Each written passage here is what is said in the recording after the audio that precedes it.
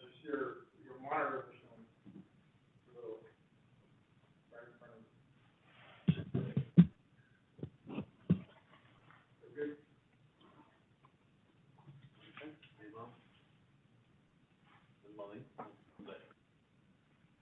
Do we have to wear the mask in between these cubicles?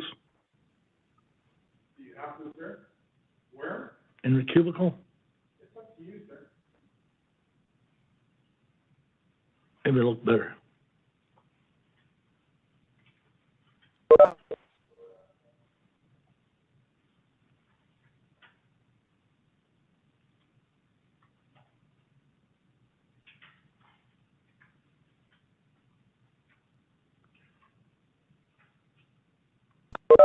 I'm supposed to be protective in these cubicles?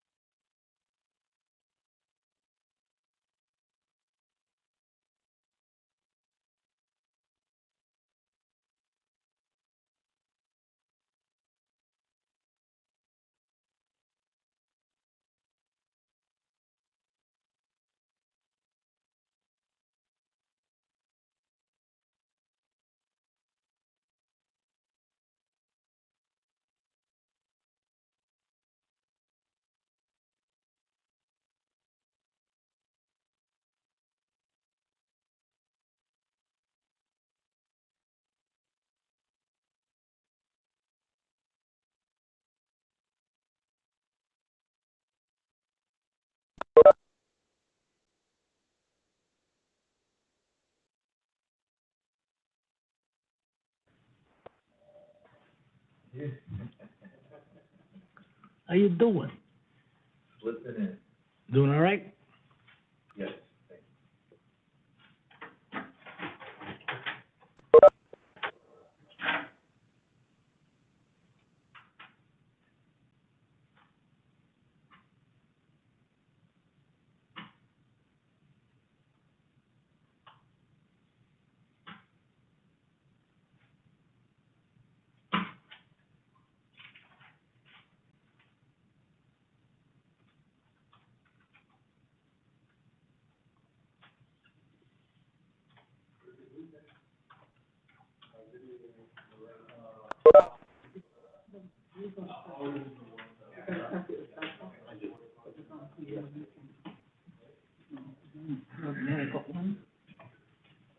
Hello, Commissioner. Did you have a practical meeting? Thank you.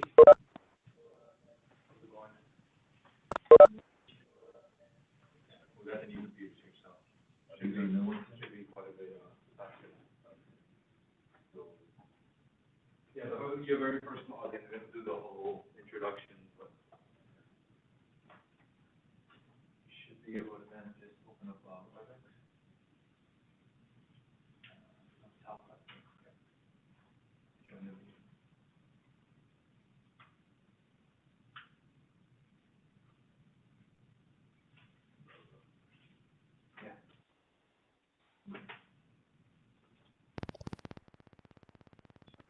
Mayor, are you staying warm with these cool days?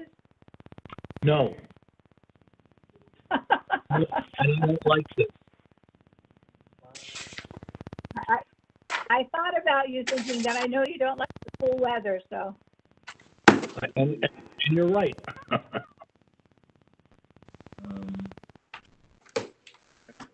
My car has car seats and steering wheel warmer. It must be comforting. Steering wheel Very. too. I said to myself when I bought it, why would I need these things? I found out. Surprise.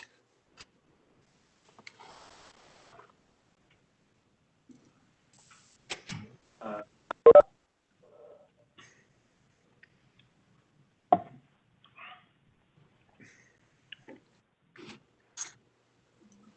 enter meeting information.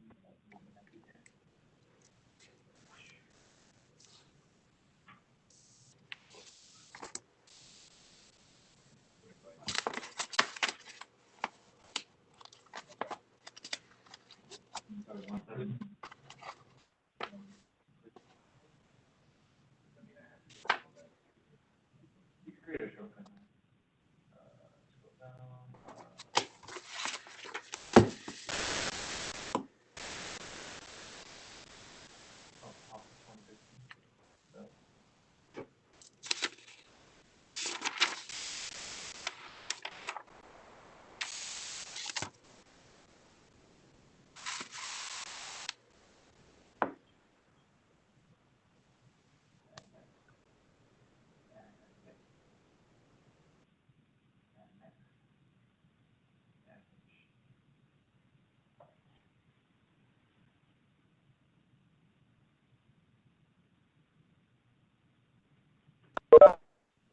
we do, user recommended settings.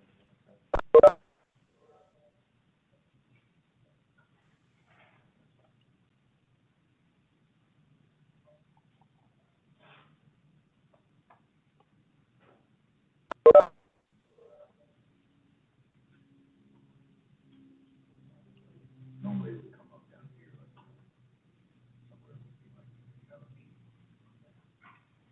So, yeah, if you have public open, it should prompt you with a warning for a meeting. Could it always allow? Yeah, check that out and open.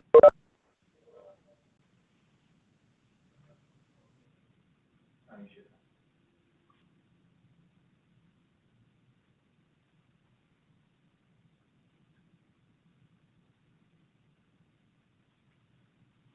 Yes, sir. Yes, sir. Got it. Yes, and then under audio, just click, don't connect audio. It'll be, not a problem. Yes, sir. All right, perfect. I'll let them know right now. Yep. Appreciate that very much. Sure.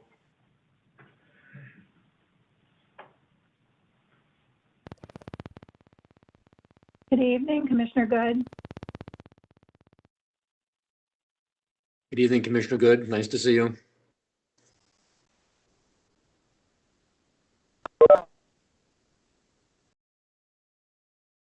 Okay, good evening, everyone. Welcome to our February 3rd commission meeting, our frigid commission meeting. It's very, very cold out there, and it's cold in these chambers. So with that, let's proceed.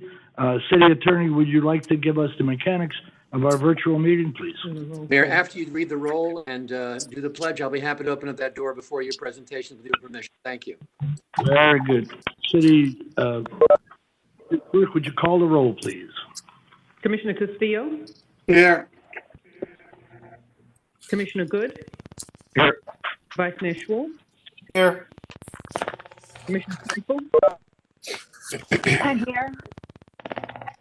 Mayor Ordus, Here. City Manager Dodge, Here. City Attorney Gorin. Here. We have a quorum. Thank you.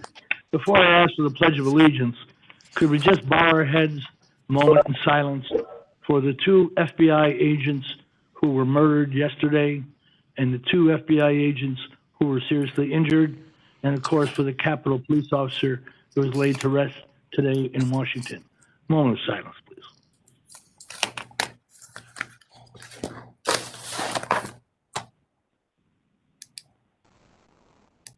Thank you all.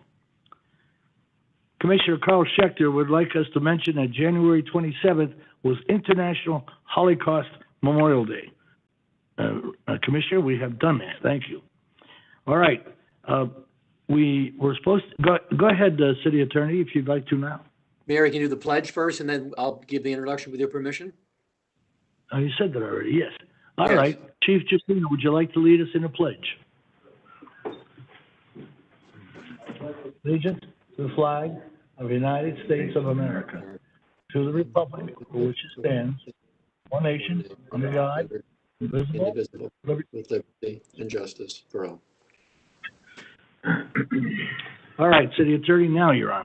Thank you, Mayor and Commission. Tonight, we're operating, as you know, under Emergency Ordinance Number 1952, which embraces Governor DeSantis's statewide emergency order number 20-52, which has been extended, as you know, until sometime towards the end of February, which we think will be extended further.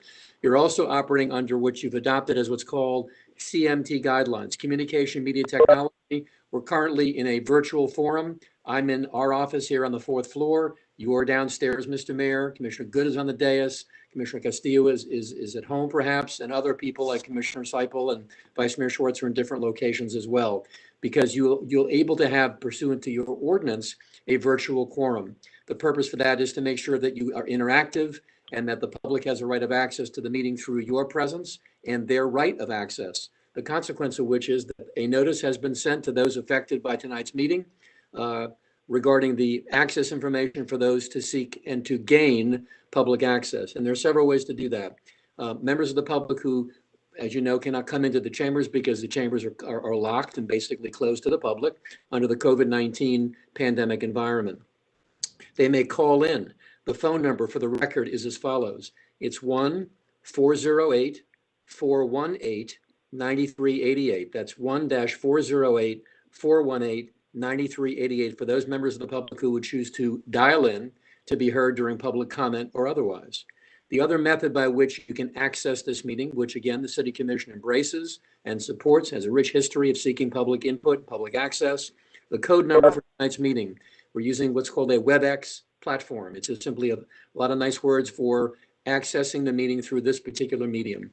That number, for the record, for those who might otherwise be logging in on their iPad, their laptop, or their desktop, or their mobile device is 179-774-1533. That's 179-774-1533. Now, you also may submit comments via email by notifying the city clerk, and that information is on the website as well. And there are some folks who have what's called pre-registered. That means that they have already accessed the clerk's office and have sought access to either talk under public comment, public discussion, or a particular matter. So, for example, if you came out this evening to talk about a rezoning ordinance where you might otherwise be able to speak on that subject, you're permitted to do so, and we be given access appropriately, whether it be by phone, by login, or otherwise. Comments which are submitted via email will be read into the record. And as you know, that's been done in every meeting since we've had this emergency order and ordinance. The public who have pre-registered, and there are some people that have, and who have accessed the meeting via the WebEx platform, they will be identified and will know who you are when you, if you will, you push *3 to raise your hand. Jonathan Bonilla, who you don't see perhaps on the screen, is actually working the control devices in the City Hall chambers. He'll recognize you and make sure that if you raise your hand in the electronic version, you'll be heard and recognized. You'll be told then to unmute your phone so that you'll be able to comment on the item that's before the commission. The person will also be asked to identify themselves by their name, first name, last name, and their address, which we cannot legally require you to do, but when we're in this environment, we need to know who you are because we're not seeing physically who you are at the meeting. The public who did not pre-register, and there are some that did not, but have called in, and they'll also be identified by the area code and the first three numbers of the telephone number. So, for example, 954-849-XXXX. And at that time, the call-in user will be also unmuted and asked to identify themselves by stating their first name, last name, and their address, so we know for the record who that person might be. Under any circumstance, all public comments under public discussion will be limited by ordinance to 3 minutes. The mayor is a very judicious person. He may permit some additional time, but limitedly because there is a lot of business to conduct at the meeting this evening. If you came out this evening to log in, call in, or email in with regard to an item on the agenda, please make sure you identify that item for the mayor and commission. If, for example, you have an item that's on the consent agenda, if you're a member of the public or an applicant or of some sort, under state law, chapter 286.0114 of the Florida statutes, before the commission takes final action, the public does have a right to be heard. So that might also occur this evening. There's also a quasi-judicial item on the agenda tonight, which is an ordinance on a rezoning. If you came out on that item as well, you'll be sworn if you're an affected party, and we'll get to that issue when we get to that point of the agenda. Mayor and commission, those are the rules of the road to gain access. Again, the city has embraced and will embrace all the CMT technology possible to make sure that the public is given all rights of access to conduct and to be part of this public meeting in the great city of Pembroke Pines. Thank you for listening and appreciate the insight and direction. Thank you. Thank you, City Attorney, for a well-documented and well-spoken Thank you, Mayor. presentation. Mayor, this is Seifel. Commissioner Seipel, go ahead. Yes, Mayor, thank you so much. Before we get into the actual presentations, I would just have two quick things that I'd like to say. First and foremost, point of personal privilege, I'd like to wish my daughter-in-law, Wendy, a happy birthday today up in Gainesville. Happy birthday, Wendy. And more important, and also another very important item, and I see that Ms. Christina Sorensen is on as well. If you remember at our last meeting, I brought up two items which were to start the planning process for February 14th MSD vigil like we've had every year, unfortunately, that we've needed to have every year since the MSD tragedy. And so I know that plans have been made on that, and I would just ask if Ms. Sorensen could have a minute, Mayor, since it's coming up so quickly, to let folks know what's being planned, if that's possible. Ms. Sorensen. Sorensen?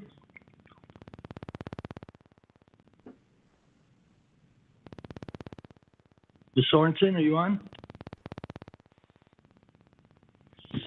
Yes, Mayor, I'm here. Go ahead, we can hear you now. Sorry, Mayor, I'm sorry. Could you repeat the question? I did not hear it. Commissioner Seipel wanted you to explain on February 14th the MSD tragedy and what we're doing about it. Yes, sir. We will be having an event on the plaza, a socially distanced event.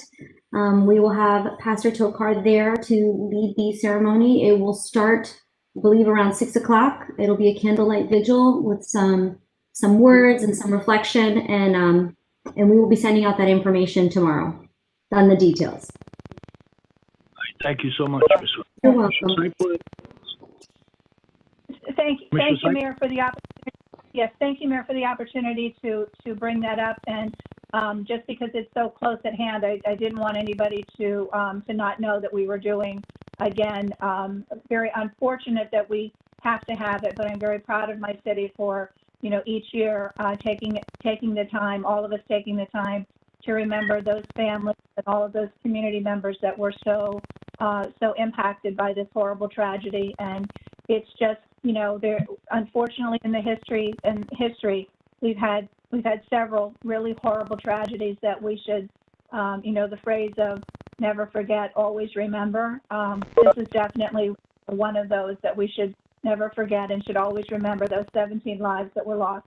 So I do hope that everybody will be able to participate in some manner, whether it be actually at the location doing socially distancing, or whether they're at home, but their thoughts are there for those families. Thank you, Mayor, for the chance to bring that up. Thank you. All right, Commissioner, very good. Thank you. All right, first of all, Senator Chevron Jones was supposed to be here tonight presenting his annual legislative update. Unfortunately, he got a quick conflict and cannot be here. But we had a mayor's meeting of all the mayors in his district 2 days ago, and he did a great job from his office explaining what was going on and what he was involved in. So we certainly appreciate that, Senator Jones. And tonight we also have Representative Robin Bartleman, who will present her annual legislative update. Representative Bartleman has hit the road running, and that's what she always has. And so we look forward to working with you in this legislative session. Representative? Yes, hi everybody. How are you? I'm sorry, Good. I'm in Tallahassee right now, going from one meeting Oh, I'm to sorry about that. No, it's cold. I'm really happy to be here, and I just want to really thank this commission. You all are amazing, and thank you for all of your advocacy. So I'm just going to touch on a couple of issues. I first want to say that this commission has been incredibly responsive to the flooding that occurred here in Pembroke Pines from Tropical Storm Eta, and I have been on numerous community meetings with all of you discussing it and what can be done. This is a big priority for me, and I'm working on 2 appropriations to handle this for the city of Pembroke Pines. I filed House Bill 2207, Pembroke Pines Seepage Management Stormwater Pump, last week. The project is intended to manage water traveling west from the Everglades into Pembroke Pines. The water from the Everglades raises groundwater and inhibits drainage infrastructure from collecting excess water during heavy storms like Tropical Storm Eta. The seepage management stormwater pump will return the water back into the Everglades so that Pembroke Pines is better equipped to manage groundwater levels. The pumps are proposed to be located at the east side of US 27. I'm also addressing flooding on a larger scale by working an appropriation for the South Broward Drainage District. What I did is I went and met with Kevin Hart shortly following the storm, and I did a tour of the C11 of the South Broward Drainage District. I met with Ron Bergeron out at Holiday Park. And I think it's the first time that Kevin has ever been asked what does he need to help him. So what we're doing is we put an appropriation for 2 mobile stormwater pumps. And he'll be able to move those around in emergencies and drain the water where the worst. I don't know how he'll prioritize which area gets drained first, but currently he doesn't have that. So there'll be a quicker recovery time in our communities. As you know, many people couldn't leave their homes, couldn't flush their toilets. It was a real issue here in Pembroke Pines. Second, I want to address the issue on a larger scale. So what I am doing is I have proposed a bill that is going to require the economic demographic research group to collect data for the next 50 years on flooding. Right now, we don't collect data in that format, and what it will do is require the collection so that we can have long and short-term planning, and we'll be able to access federal and state grants depending on what the data shows. But the fact that they don't collect that data is a problem. So that is definitely a way to address it on a larger scale. Another bill that impacts your city is I filed House Bill 201, which is school accountability. We had a press conference. This will impact the schools in Pembroke Pines, including Pembroke Pines charter schools. What it does is it pauses the accountability system on the FSA. So each year the students take the FSA at the end of the year. We're not saying don't take it. We're saying you can take it, but don't use the data in a punitive manner. Don't use the data for performance pay. Don't use the data to grade the schools. Don't use the data for retention. Give our schools the data so they can address the needs of the students. As we know, many of our families are suffering from food and housing insecurity. Their family members have contracted COVID. They've lost relatives who have had COVID.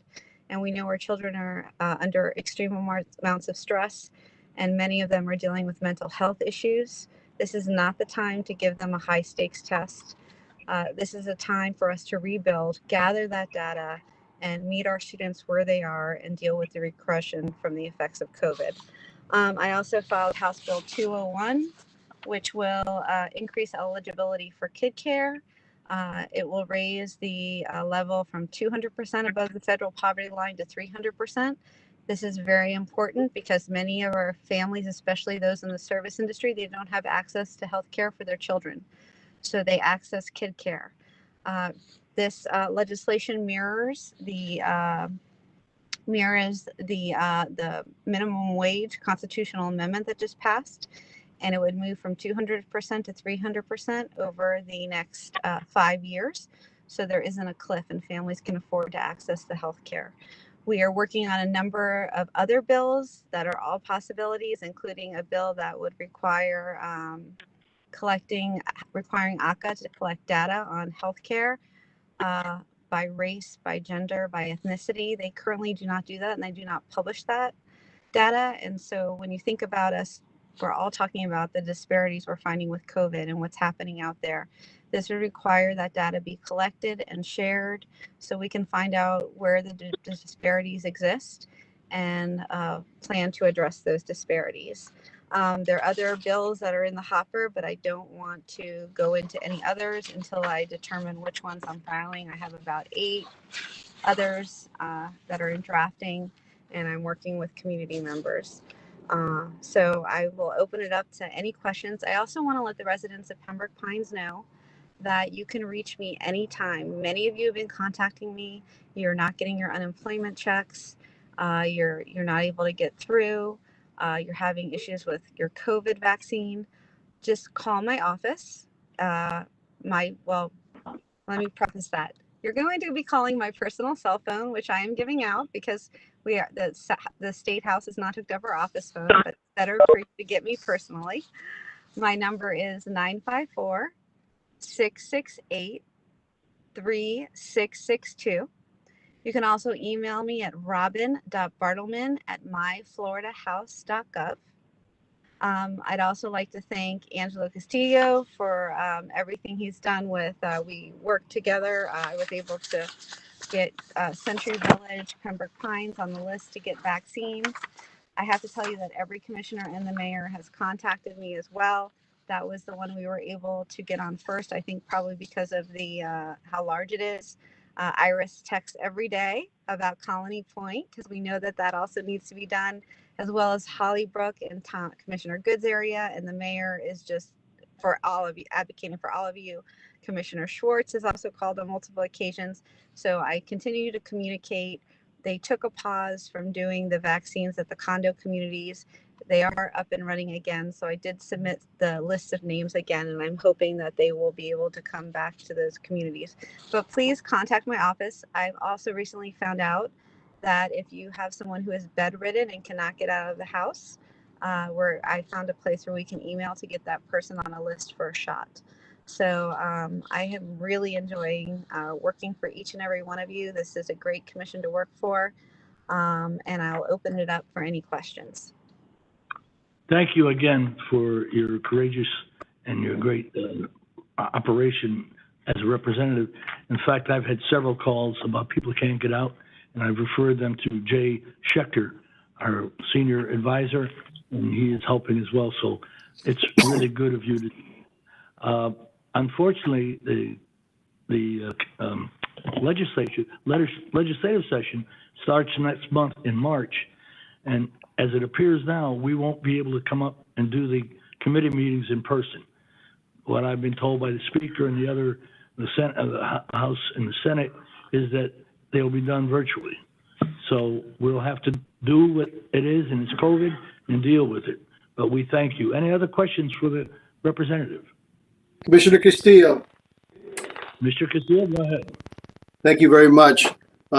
State Representative Bartleman, I simply want to thank you for hitting the ground running. No sooner were you sworn in, you were working for our community, getting things done very, very effectively. It's incredibly impressive always to see that. And I didn't want the opportunity to be missed to mention how much we here in Pembroke Pines appreciate your professionalism and your follow through. Thank you very, very much. Thank you. Thank you, Commissioner. Any other commissioners? All right, hearing none, Commissioner Representative Bartleman, thank you so much. Thank you all. I appreciate you having me, and I'm sorry I'm going between meetings in Tallahassee and I'm in the car. That's why I'm all red. Okay. Oh, and before I It's forget, okay. Commissioner Good, thank All you right. for advocating for the DOT. I appreciate that as well. He Great. brought an issue to my attention, and I was able to schedule a meeting, and we were able to get things changed, but it was a collective, and thank you for providing leadership on that. Thank you all so much. And Mayor, you guys are an amazing city. Thank you for everything you do for your residents. Thank you, guys. Thank you, thank you. Bye-bye. Thank you. All right, let's go to a proclamation. This is American Heart Month. The City of Pembroke Pines American Heart Month. Whereas the first proclamation was issued by President Lyndon B. Johnson in February 1964, 9 years after he had a heart attack. Since then, February has been declared American Heart Month. And whereas heart disease kills over 600,000 Americans a year, which is the highest cause of death, higher than any and all forms of cancer combined. And whereas heart disease affects all ages, genders, and ethnicities, risk factors include high cholesterol, high blood pressure, smoking, diabetes, and excessive alcohol use. And whereas 83% of Americans believe that heart attacks can be prevented, but aren't motivated to do anything, while 73% of Americans don't consider themselves at risk for heart disease, and 58% put no effort into improving their heart health. And whereas American Heart Month is observed to raise awareness on the importance of a healthy heart and to encourage healthy habits that help reduce the risk of heart disease. The warning signs for heart disease have been known to appear when people are as young as 18 years old. Red flags such as high blood pressure should be taken seriously, and healthy habits should be adopted, like getting 30 minutes of exercise every day and talking with their doctor to develop healthy eating habits that promote heart health. And whereas last Friday of February is National Wear Red Day in the United States, it's your chance to raise awareness by staying active, eating healthy, and watching your weight, all while wearing your favorite red outfit. And whereas in 2021, National Wear Red Day will be celebrated on February 5th, the City of Pembroke Pines urges the community to join the battle against heart disease. Now, therefore, I, Frank Stevens, Mayor of the City of Pembroke Pines, Florida, along with the City Commission, support and encourage all to wear red on February 5th, 2021. take an active role in their heart health during the entire month of February 2021, and hereby proclaim the month of February 2021 as American Heart Month and February 5th, 2021 as National Wear Red Day in the city of Pembroke Pines. Mayor, Commissioner Castillo, Commissioner Castillo? thank you so much for reading that. In addition to February being Black History Month, it is also American Heart Month. And I received a wonderful email which prompted me to request this proclamation from Assistant Deputy Mayor Jacqueline Guzman. Commissioner Guzman is our colleague in Sunrise, and she's on the line now. And I would ask if she could be given a few minutes to say a few words. Commissioner Guzman? Commissioner Guzman?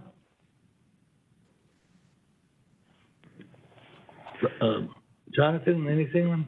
Thank you, Mayor. I think if the commissioner is calling in, she will have to press *3 to be unmuted. Commissioner?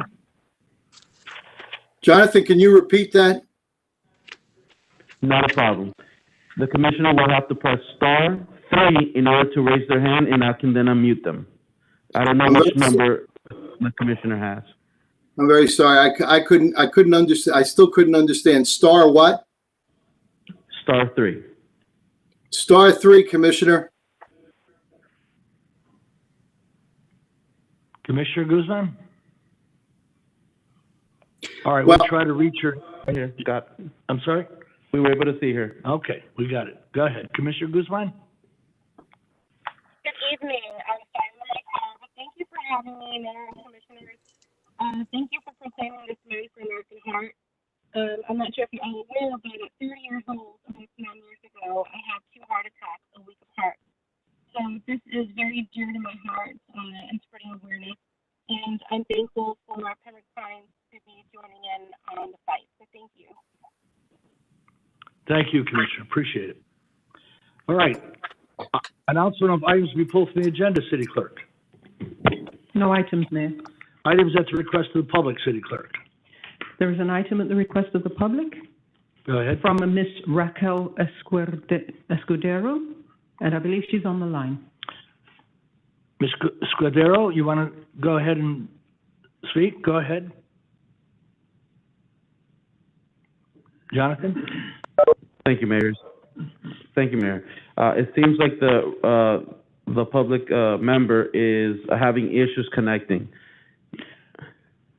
Mayor, if I may, Go ahead. Ms. Escudero did leave a message as well, which if she's unable to connect with us, I can read. She said, I'd like to demand security, lighting, and appropriate surveillance at the RV lot on Pembroke Road and 108. Okay. Mr. Dodge, you heard that? Yes, Mayor, I Mr. did. Dodge? I did, Mayor. Okay. Thank you. All right, City Clerk, announcement of board and committee appointments. No announcements. No announcements, Mayor. Consent agendas. Commissioners, items 1 through 19, I believe. Let me see here. On items 18, 1 through 18, what is your pleasure? Anybody? All right, if I hear none, I'll entertain a motion for approval of items 1 through 18. I move the consent agenda. Castillo. Mr. Castillo moves the agenda. Is there a second? Mayor, Yes. I have a quick thing. I think Commissioner Seipel is trying to say something, and she's having communication issues. She always has communication issues. Excuse me, so- Commissioners. On item number 16, I had requested the opportunity to speak, and Ms. Graham had granted that invitation on item number 16. Mayor, I'll pull item number 16. Castillo. You don't have to, Commissioner Castillo. I understand you're trying to do that. I still need a second for this commission agenda item, and then I could, under discussion, call on you. Will someone second the, Seipel. Commissioner Seipel. Seipel second. Okay, now under discussion on the consent agenda. Sir, I know you have, you want to say something about item 16? Go ahead. Thank you. Let me introduce myself. I am Please, Alan sir. Margulies. Thank you, Alan. I'm sorry? Yeah, please state your name and address for the record. Thank you. Yeah. Alan Margulies. I'm representing Johnson Control Security Solutions, 15901 Southwest 29th Street, Miramar, Florida. And Go ahead, sir. I wanted to call to the attention that you have in item number 16, a bid tabulation, which I wanted to bring to your attention. You had a recommended bid on Milestone Software. And the bid recommendation, and this is an item we did bid on, for Jarrellcom for a purchase cost of $238,000. I wanted to bring to your attention that this bid is $154,123, or 39% less than the next closest complete bid, which is Ross at Johnson Controls. You know, while a fair bid is the American way and it benefits the city, there are obvious concerns when a bid is so much lower than any of the other 5 bidders that it draws attention. This is for Milestone Video Surveillance Software to be used primarily by the police department. All the bidders have to be dealers for this product, and I'm sure that all of them are at the highest level of discount, which establishes a level playing field. But even with a project registration discount, this bid is so far below the product cost that it's either an error or undeliverable. And it does beg to how and why it is priced this way. And can you be confident in selecting such a bid? The next lowest bid is from Integrated Fire and Security Solutions. However, that bid is incomplete, having left off the price for 200 of the X-Protect corporate milestone license for interconnect cameras. You know, it's easier to be cheaper if you don't include everything. It also lists the company as being in Danger Drive, Fort Myers, and it meets. It's indicated that it meets local vendor preference. You know, Johnson Controls, we provided a complete bid for all the items. Okay, sir, 3 minutes are coming to a close. Can you wrap it up, please? Yes, sir. You know, we're a reputable local-based company. We have 47 employees locally here. I urge the commission to examine the other bids closely and consider the adage that, you know, it's unwise to pay too much, but it's worse to pay too little. You know, if you don't get what you actually need. I want to thank you for your consideration and for allowing me to bring this to your attention. Thank you. Thank you, sir. Mr. Dodge, Yes, Mayor. did we do everything correctly on item 16 in your opinion? Yes, but I would like our IT director, Mr. Kefford, to address this issue. Mr. Clifford? Sure. Good evening. My name is Matthew Kefford. I'm the IT director. Yeah, so I had a meeting with yesterday with our procurement department and the vendor in question, Jarrellcom. We went line by line, confirming quantity as well as the pricing that Jarrellcom had put on the bid to make sure that everything was correct. They meaning Jarrellcom, did confirm that the quantities and pricing were correct based on what we sent out for bid. And I know I saw his name. I saw Bill, who's a rep from Jarrellcom. He's on the call if there are additional questions directed to him. Okay, thank you, Mr. Kefford. Mr. Benito, you said there was one more speaker? Thank you, Mayor. We actually have the previous public speaker that wanted to speak that was not allowed to speak would like to mention something. Go ahead. All right, thank you. Raquel Escudero, I will unmute you. Please state your name, address. Please proceed. Hi, thank you so much for your time. My name is Raquel Escudero, and my address is 18521 Northwest 11th Street. I wanted to discuss and bring to your attention something that happened to my family and I, to our RV. that was parked in one of your city lots. It's parked on the one on 108 and Pembroke Road. Unfortunately, our RV was vandalized, and upon investigation, the police informed me that the cameras at this lot were not able to detect or see any crime that occurred. There was a lot of talk about the zooming, the lighting. I don't really know what it is, but they're not in working order. And, you know, I feel like the city should do a bit more to protect my property for the rent that I pay. At minimum, there should be lighting and a working camera system. I have spoken to the chief of police, and he was very kind in speaking to me. He assured me that they're looking into making things better. However, I'm sure you can imagine that I feel like my RV is a sitting duck at this lot because it's not protected in any way, shape, or form. I understand that crimes can be done, but I also need to know that when it is, I have ways to find out who did it. I also have a few more concerns and requests. So obviously my first request is an immediate remedy to ensure the safety of my RV. I would also like and invite you to please look into the waiting list, and I do air quotes because I'm not even sure one exists. If it does, then it does. But there's a waiting list at the lot on 208 in Johnson, which is much closer to my home. I am told that there are a lot of spots there that are just paid and they are not being used for parking. So residents pay for this space and do not park in equipment or property there because they want to have and keep it. And I would really ask that you look into perhaps limiting that. If you have a space, you have to use it. If not, then we move along to the waiting list for people like me. Also, I want to ask that the crime rates at 208 in Johnson and 108 in Pembroke Road be compared. I want to make sure there's not a disparity. I have been told that there is a disparity, but it's not okay. It's not okay that the difference in crime rates as well.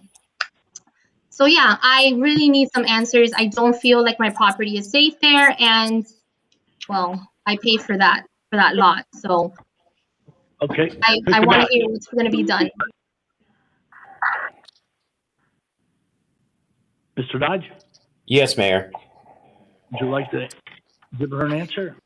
Well, Mr. Mayor, there has been conversations with the police chief, and I believe Christina, who has the responsibility for that, I believe they have both spoken to Raquel. I believe they've advised her as to what we are doing, but if not, Christina's on the line. She can explain the enhancements to the cameras and the lighting at this point in time. The time frame, I'm not sure of, but Christina, if you would please respond to those comments.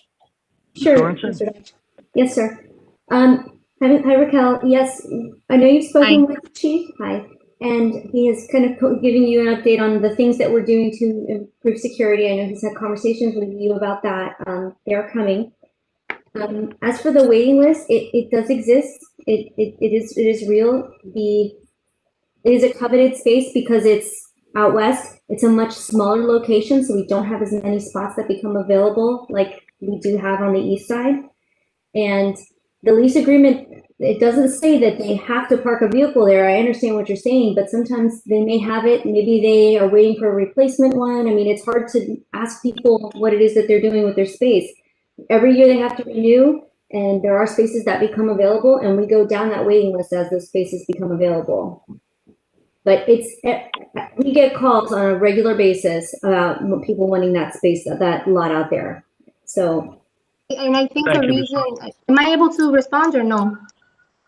Quickly, because you're 3 minutes away. I was just going to say that brings me to my point, and I'm not speaking on behalf of everyone that may call you, but I know of at least 10 people may be in communication, and the reason we want to leave that site is because it's not safe. A lot of crimes are committed there, and nothing happens. And I love the fact that things are being done and talked about, but again, sitting duck until it's done. And that's our property. It's not okay. I'm not okay with it. Okay, thank you very much. Thank you, Ms. Sorensen. We hope we get this problem resolved. All right, further Mayor. discussion. Yes, Mayor, this is Seifel. Mr. Seipel. Yes, Mayor. Back to item 16. I'm sorry? I just have back on item 16. Go ahead. I have a question for Mr. Kefford. Mr. Kefford?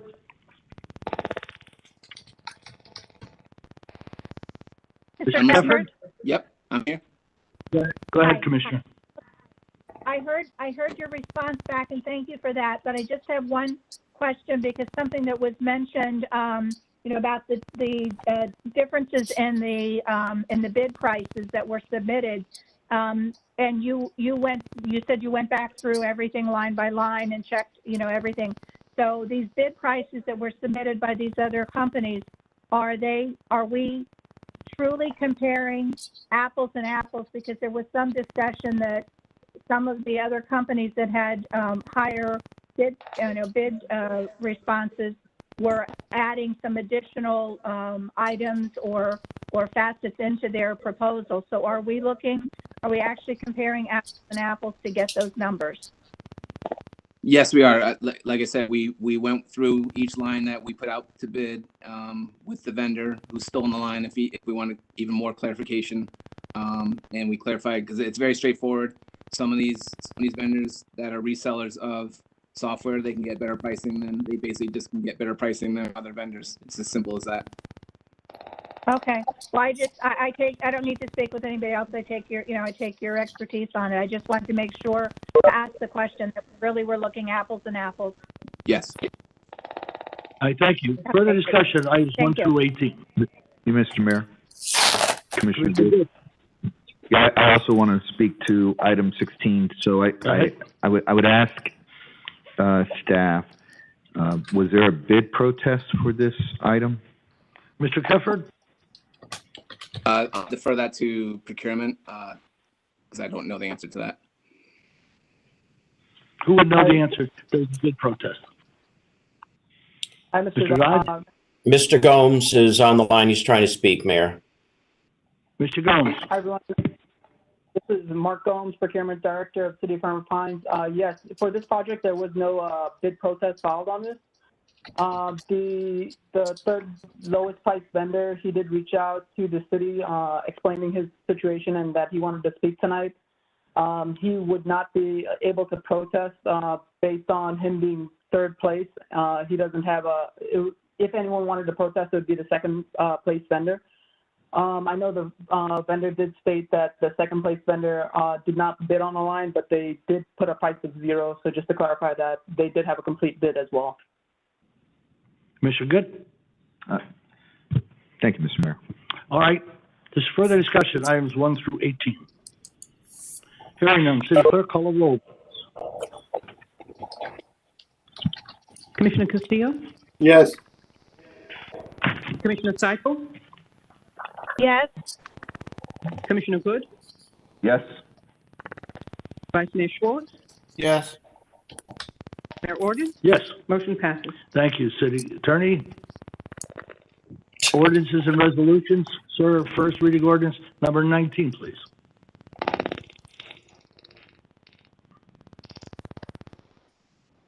City Attorney? Mr. Mayor. Yes. Item number 19 is a motion to pass on proposed ordinance number 2020-18 on first reading. It reads as follows in the public record. Proposed ordinance number 2020-18 is an ordinance of the City of Pembroke Pines, Florida, amending Chapter 32 of the city's Code of Ordinances entitled Departments, Boards, and Commissions, specifically creating a new section 32.180 through 32.183, providing for the establishment of a public art committee, providing for a composition, providing for meetings, providing for the duties and responsibilities, amending Chapter 97 of the city's Code of Ordinances entitled Parks and Recreation, establishing a public art program for the City of Pembroke Pines, creating sections 97.40 through 97.45, providing for definitions, providing for projects, subject to the public art program requirements, providing for a public art master plan, providing for codification, providing for conflicts, severability, and providing for an effective date. First reading, Mayor and Commission, 20-20-18, ordinance on first reading. Thank you, Mayor and Commission. It's on the floor. Castillo moves it. Commissioner Castillo makes the motion. Is there a second? Second, Seifel. Mr. Seifert seconds the motion. Discussion. Hearing none. Call the roll, please, Mayor, City Clerk. I do have some comments. Commissioner Good, you're supposed to interject. I'm sorry. Okay. This format of our meeting is very, very challenging. All right. Commissioner Good, discussion on item 19. Thanks, Mr. Mayor.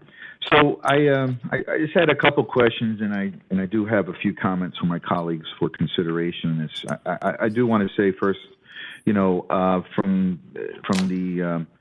from the white paper or the presentation that was made to us in 2018, December 2018, I supported the idea. I'm sorry to see that we couldn't get some funds through the mechanism that we were looking to do through a development, but maybe that's a different conversation later because that's not the item that's before us tonight. The item that's before us tonight is not financial; it's the ordinance itself. And again, I was very supportive of bringing professionals in and having them participate. Because listen, professionals bring an element that some of us don't have. But I also made it very clear that I'm very, very interested to not disconnect the public from this process. Our public, the city's public, and so. In the development of this ordinance, I have, a question is to staff. Was the Arts and Cultural Committee, did they participate in any of this process of the development of this ordinance? Ms. Sorensen or Mr. Gomes? Yes, Mayor, it's Christina.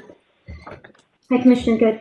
Yes, in the preparation of the ordinance, no, they were not discussed. They were not involved. However, this has been going on for a while. They have known that this was coming, and we created the ordinance as a separate and aside from the art and culture because it speaks strictly to public art, whereas the advisory board is involved in all aspects of cultural art and not just public art. This ordinance and this committee is really to assist us with the details of site-specific public art pieces, whereas the Art and Culture Board will be involved in assisting us with ideas and what kinds of art we would put out there. This committee is really to help us with the details and making sure what we put out is sustainable for our city.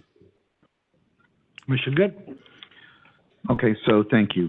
So the next question is, when the ordinance was ready for commission presentation, has the ordinance been presented to the Arts and Cultural Committee after it was done?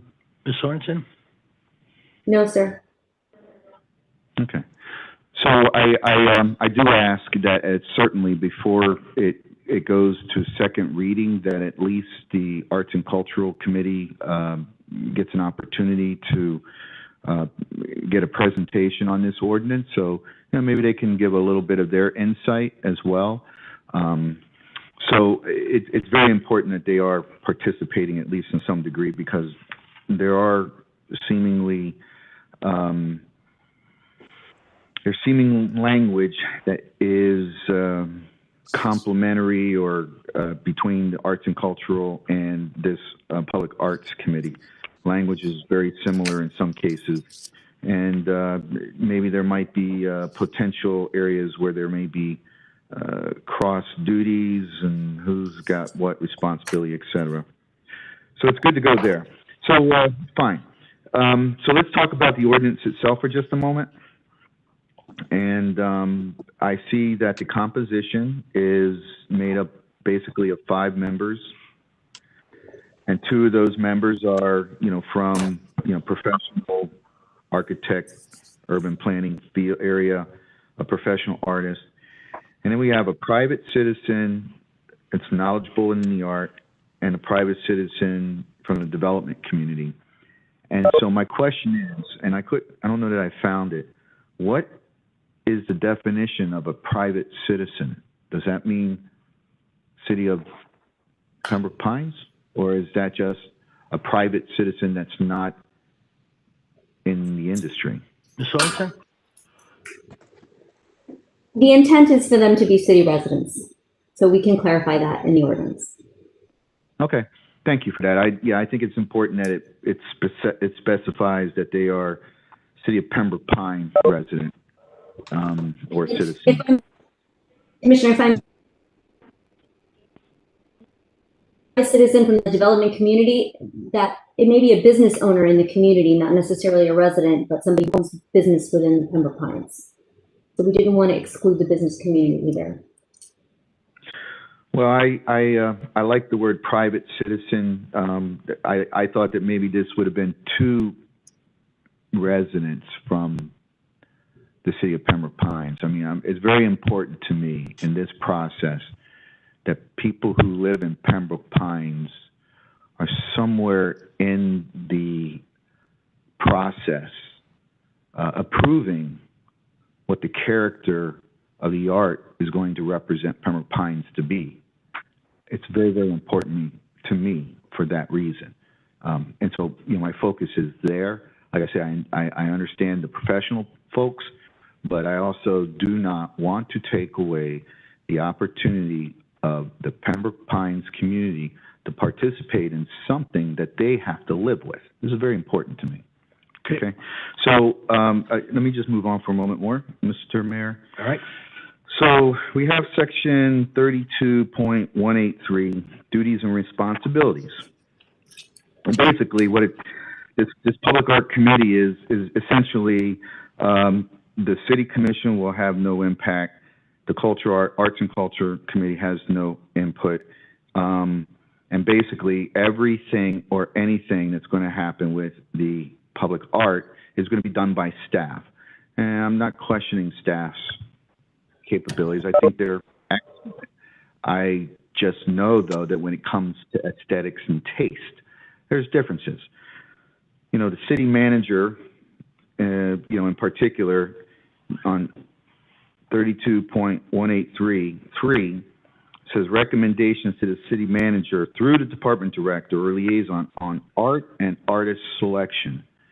So the city manager basically is going to make the determination what art is going to be installed in the city of Pembroke Pines, and the possibility that the city manager's taste is quite different, at least from my district, is very real.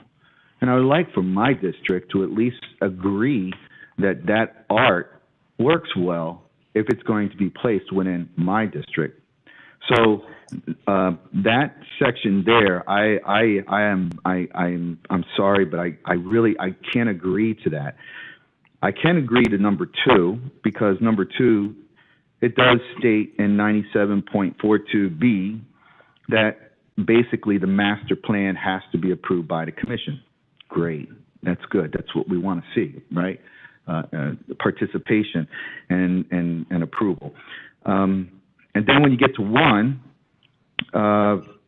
recommendations to the city manager for revisions on public art guidelines, I think maybe that could be the Arts and Cultural Committee having some input there as opposed to the city manager, because that's why we chose folks to be on the Arts and Cultural Committee to help us. There are liaisons for, what is art in our different districts in our community. And so they should have at least some say in some of the guidelines. So, again, so if I look at this section, my recommendations is pretty much number 1, I think it should be Arts and Cultural Committee. Number 2, it's fine, the city manager. And number 3, definitely either this commission or the Arts and Cultural Committee should be the ones that are making where the Public Art Committee makes a presentation to and gets approval from. Okay. Having said that, moving on to one other final point here. I'm certain it is my final. It is my final. We have conflict of interest prohibited. And so that statement, I'm very comfortable reading that any member of the Public Art Committee cannot have their artwork considered. But I would like to see this go one step further and talk about or any other form of compensation.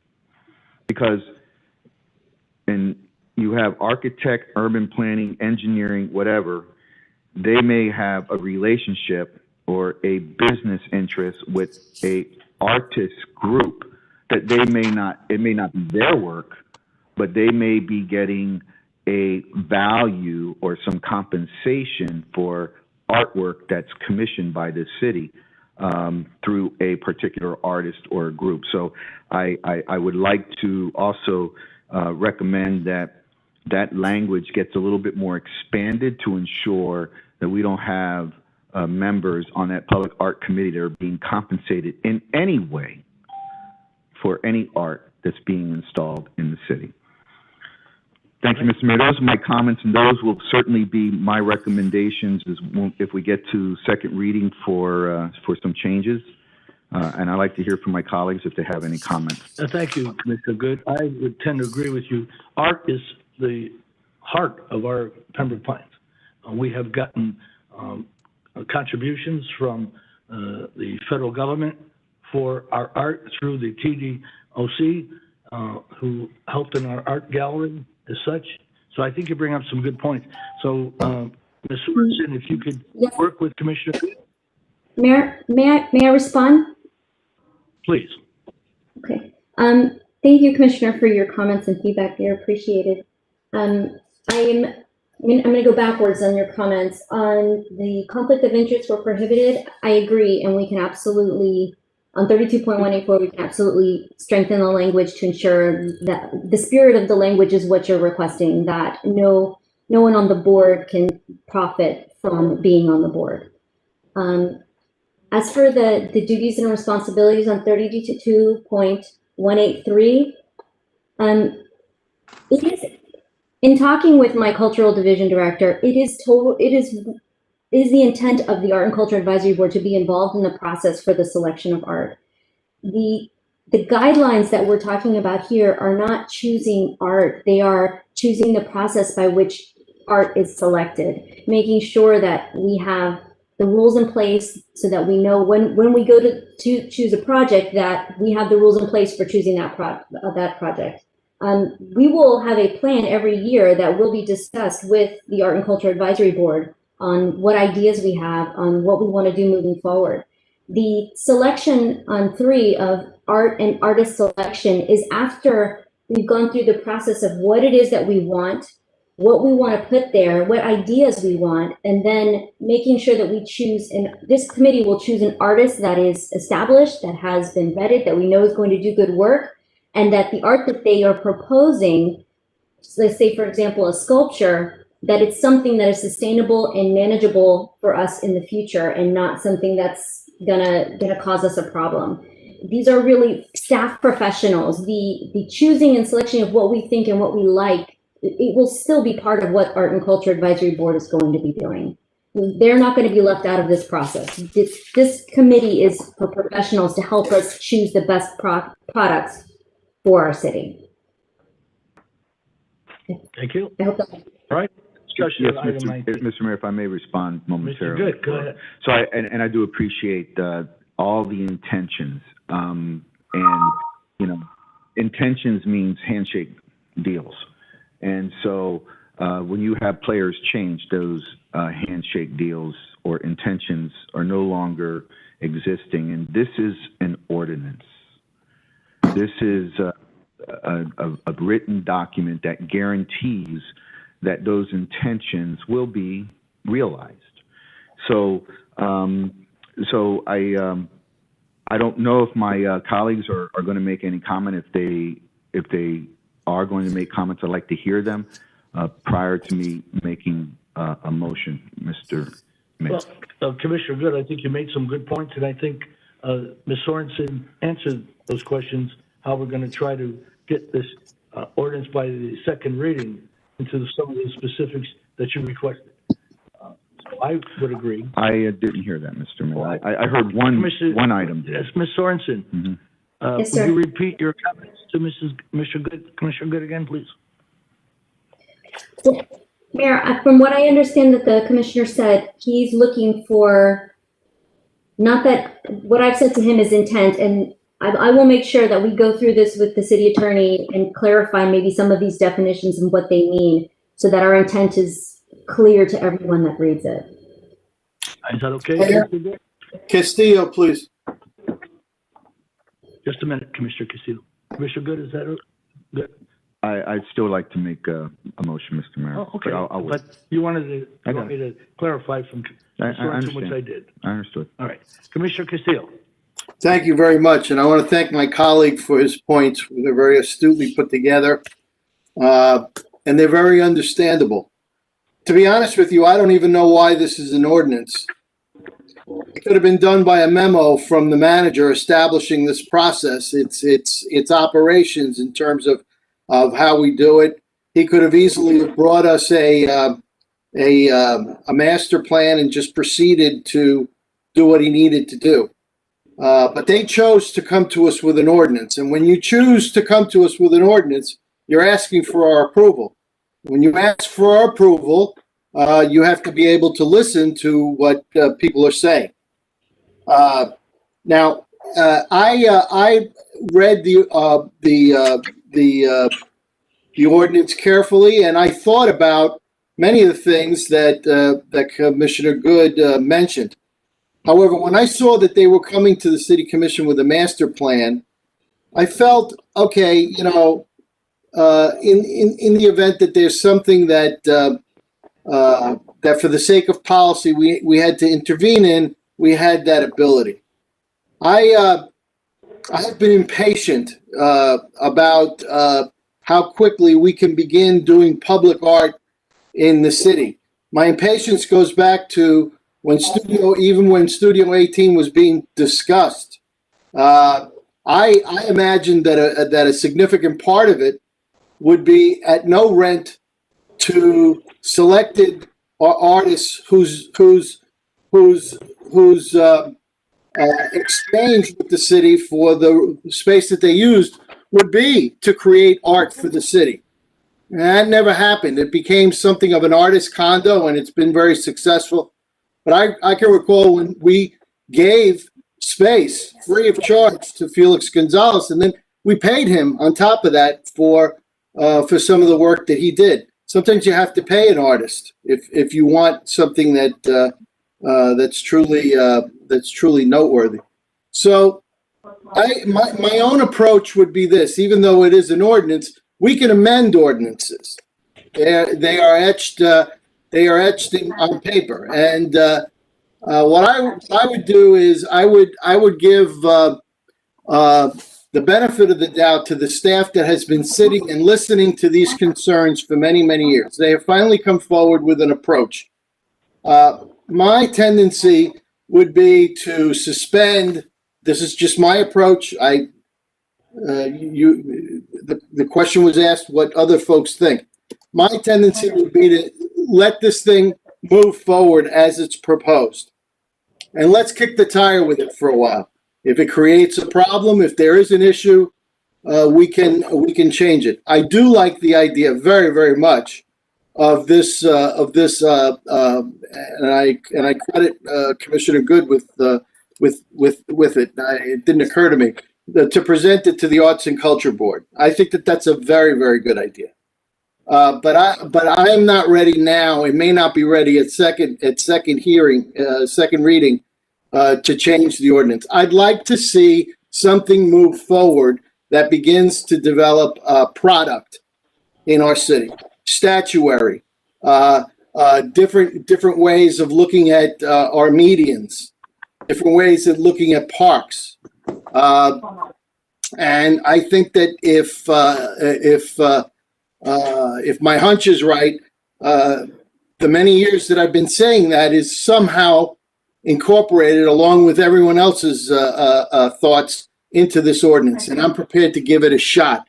And then let's my approach would be, let's evaluate it. We'll take a good look at it, maybe in a year or so, see where it goes. Maybe it needs to be changed, maybe it doesn't. If it needs to be changed, we'll change it. That's what we do.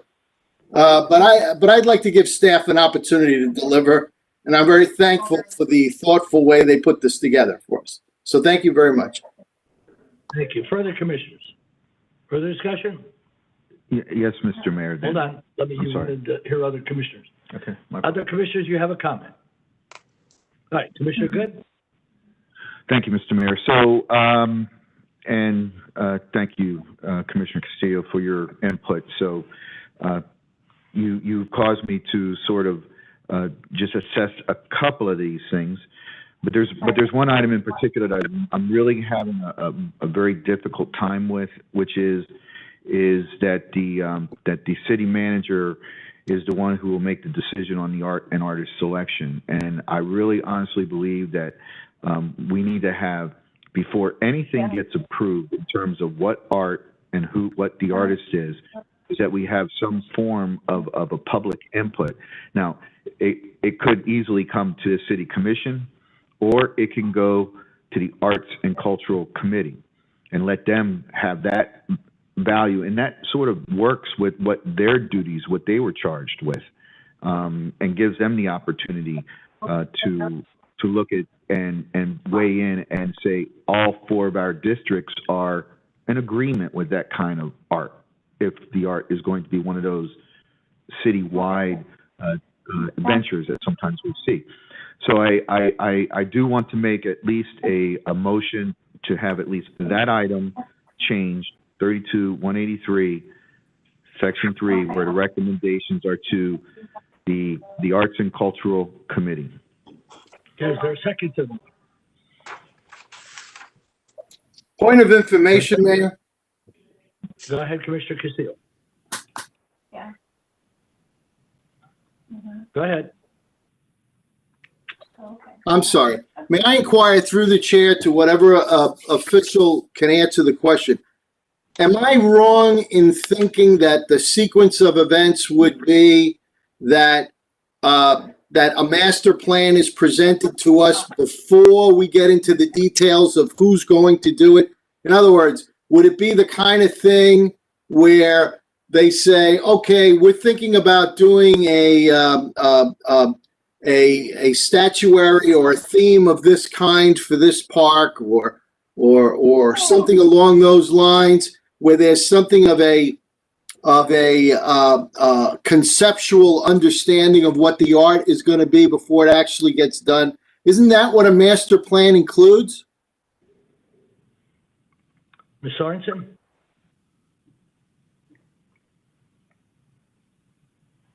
Ms. Sorensen? Yes, Mayor. Yes, the master plan is going to give us a 5-year, 10-year plan, depending on what we choose, of what they think we should be putting in terms of public art in the city and where and how we should approach it. So it's going to give us a roadmap. Okay, if that's the case, it seems to me that we're going to be getting enough information about what kind of a thing we're doing, what theme it's going to have, and all of that. And if we approve the master plan, which should be debated amongst us and agreed to, then we should, in my opinion, allow staff to go and perform, and let's monitor the thing. And if it doesn't work, we can revisit it. But I think we have all of the components we need here. Thank you. Okay, on Commissioner Good's amendment, is there a second? Mayor, could Commissioner Good please repeat the?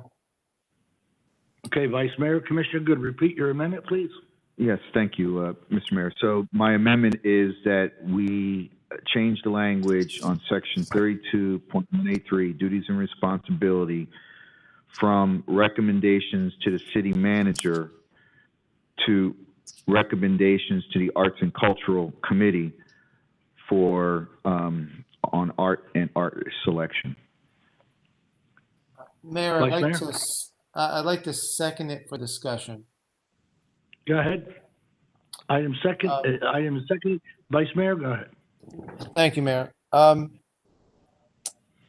think that this was written to embrace our charter, where the city manager's responsibility is to execute all policy and all decisions and sets a designee. while I think the city manager should probably delegate, I think the ordinance basically captures what our charter requires to begin with. The Arts and Culture Advisory Board advises the City Commission. So if we support this amendment, Commissioner Good, essentially it would be coming back through us, then back to the manager. I don't know if that's what your intent is. I certainly don't want to micromanage a process, but at the same time, I don't want to create bureaucratic red tape. I know that we in the past, we have had a curator who has had the freedom to do projects, and it's gotten, some really good results.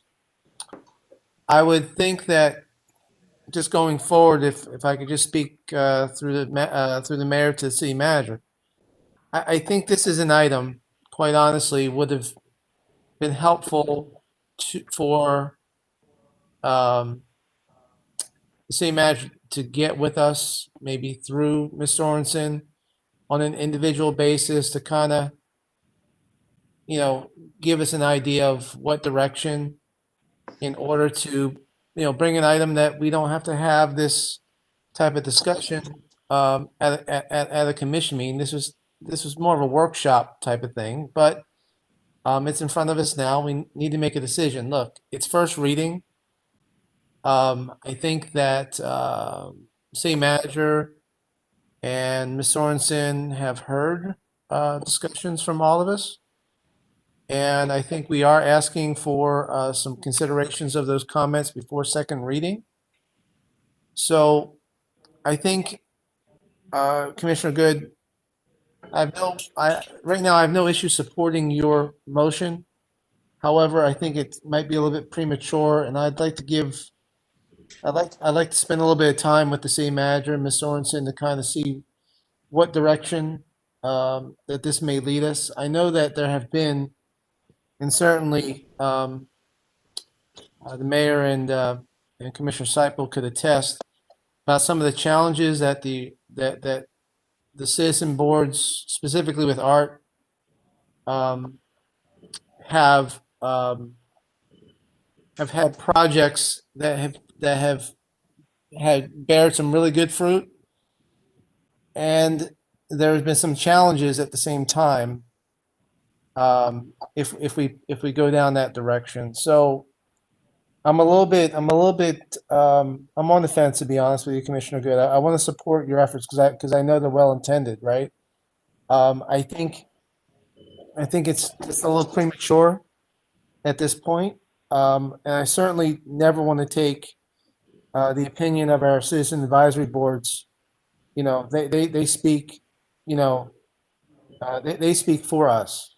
They provide us guidance, and we need to embrace them. So, Mayor, that's all I have. Like I said, I think first reading, we're good. I'd like to see some modification. Maybe individually, we can all speak with staff and figure out, the best way to approach it before second reading. That's all. Thank you, Vice. I have an opinion as well. I would agree with the Vice Mayor, what you said, and I think that we should let this go along to second reading. And in the meantime, before the second reading, we could do a lot of discussion individually and come back on second reading with maybe different language or whatever, get this to the place where we need to be. So who was that wanted to talk? Seipel. Commissioner Seipel, go ahead. Thank you, Mayor. I've listened very intently, and everybody, I think, has some really good ideas that have been brought forward and discussed. But my understanding was that the formation of this Public Art Committee was going to have sort of a much different direction than what our Art and Culture Board has. And we know how hard our Art and Culture Board and all of its members have worked throughout the years and have, provided many good projects and events and awareness certainly awareness of how important art is in all varieties of art. You know, it's not just painting, it's music, it's dance, it's poetry, it's just a ton of different things that make up art. And so it was my understanding that this item tonight was not going to have any negative impact or make any changes to what the Art and Culture Committee, our board, currently does, and the direction that it has been given, which is to to bring awareness through hosting different events throughout the year, having our Studio 18 openings and our art fair, the art fest that we have, and different things like that at that level. And then I thought that what this new public art committee was to do was to not take away any of that from the existing board, but that they were to provide more of a going forward roadmap, if you will, as to how art is going to continue to grow and be part of the makeup of our city, along with not only just some suggestions as to things like that, what, where, and how, and what would be there, but it would also be, cost and long-term cost, maintenance of projects that we put up, so that type of information, which would be very different from what the art and culture, the existing art and culture board does, that funding future maintenance and for the type of product that we put in, the type of structure that it is, the equipment used to put it in, the fabrics, if you will, of what it is, how that would then be impacted going forward in future years on maintenance for budgets and items like that. Is it items that then can be expanded upon as opposed to just being a one item type thing? Would it be something that we would start to grow different and expand on those? So if my understanding of that is not correct, I would certainly like for someone to tell me that is not correct. But that's how I was able to, through my discussions, to differentiate between our existing art and culture board and all of those great volunteers that have worked so hard through the years to bring as much awareness as they have in such great events. But this is something different. We're asking for a different committee to do something else. And I didn't see anywhere or have any conversation that said that these two committees or boards would not work together. They do have to work together, and they do have to, I think, provide a report, if you will, going forward that would come through the process, but eventually would end up in front of a commission as an item for a commission to take a vote on yay or nay or tweaking it somehow. That's how I saw this coming forward. So if that is not how it is meant to be, I hope someone, Mayor, would be able to clarify for me, because that's where I'm at. All right, Ms. Sorensen, does Commissioner Seipel have her judgment correct? Yes, Mayor. The Art and Culture Advisory Board will continue to do everything that they have done in the past, and they will be involved in every aspect of the selection of art and what we want to see. This committee that we're establishing for public art is a group of professionals to assist us with making sure that the art that is selected is sustainable and is, we're asking for landscape architects, and we're asking for engineers, and asking for professional artists. We want professionals to help us choose, to make sure that what we put up is something that our residents can enjoy for the long term, and that's something that our city is going to be able to enjoy. It's not one or the other, and the Art and Culture Advisory Board will be involved in the creation of the master plan. They'll be involved in the creation of the RFP. They will be involved in approving the guidelines, and then as things come up, they will be involved. We involve them in everything that we do. We tell them everything that's happening at Studio 18, and we have meetings with them and ask them for input. They're involved in the art and culture, the art festival. They will not be eliminated from the process. This committee is just to assist us with making sure that what we put out there is going to be what we want. Okay. Further discussion on the amendment? Yes, Mr. Mayor. Commissioner, well, Thank let you. me get any other commissioners. Okay, Commissioner Good, on final comment So, on the amendment. Mr. Mayor, I'd like to first just respond to, and yes, I'm certain, again, the intention is to have the Arts and Cultural Committee be involved in every aspect. And if that's the case, then why not write it into the ordinance, if that's the case? In the absence of being in the ordinance, I don't know that there's any guarantee. I do want to respond back to Vice Mayor Schwartz's question to me. Essentially, was what was my intent in regard to having the Art and Cultural Committee? It's sort of, and to Vice Mayor Schwartz, what it is it's very similar to like our Planning and Zoning Board. There are certain things that go before the Planning and Zoning Board that they get to go ahead and make those decisions before they come to us. And they don't come to us. They sort of help that process along, and that's the way I see this, the Arts and Cultural here. Not for them to hear it and then make a recommendation to the commission. Actually, for them to hear it and for them to be in agreement with it. And if they're not in agreement with it, then we would expect our representatives come back and say, hey, guess what? There's something that you might want to be aware of.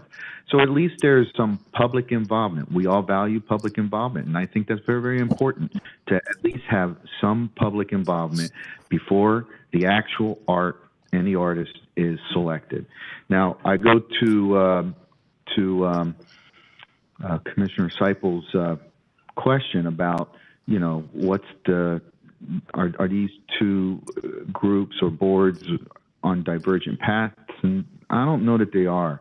And I just I asked my colleague, I look at the duties in the Public Art Committee, and then I'm looking at the duties in the Arts and Cultural Committee. And let me say, and I'm going to just read three of those duties, and where you can see there's high similarities. So their first responsibility is identify artistic and cultural opportunities in the city. So they're identifying art. The next one is to seek out artists. Seek out artists and performers to exhibit or perform for the citizens, residents, and visitors of the city. And also to assist in the development of long-range strategic plans to establish comprehensive vision of the city cultural initiatives. That's exactly what a master plan is. It's a strategic plan. And it says the Arts and Cultural Committees are to assist in that. And it doesn't say anything about Arts and Cultural Committee even being involved in this ordinance. And that's what I ask that you take into consideration.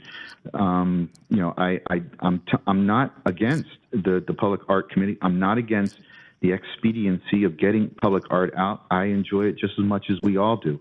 I just think it's very, very important, though, that we don't bypass the public and that we allow the ordinance to reference the public's participation. And that's all I'm asking for. Thank you. All right, further discussion on the amendment?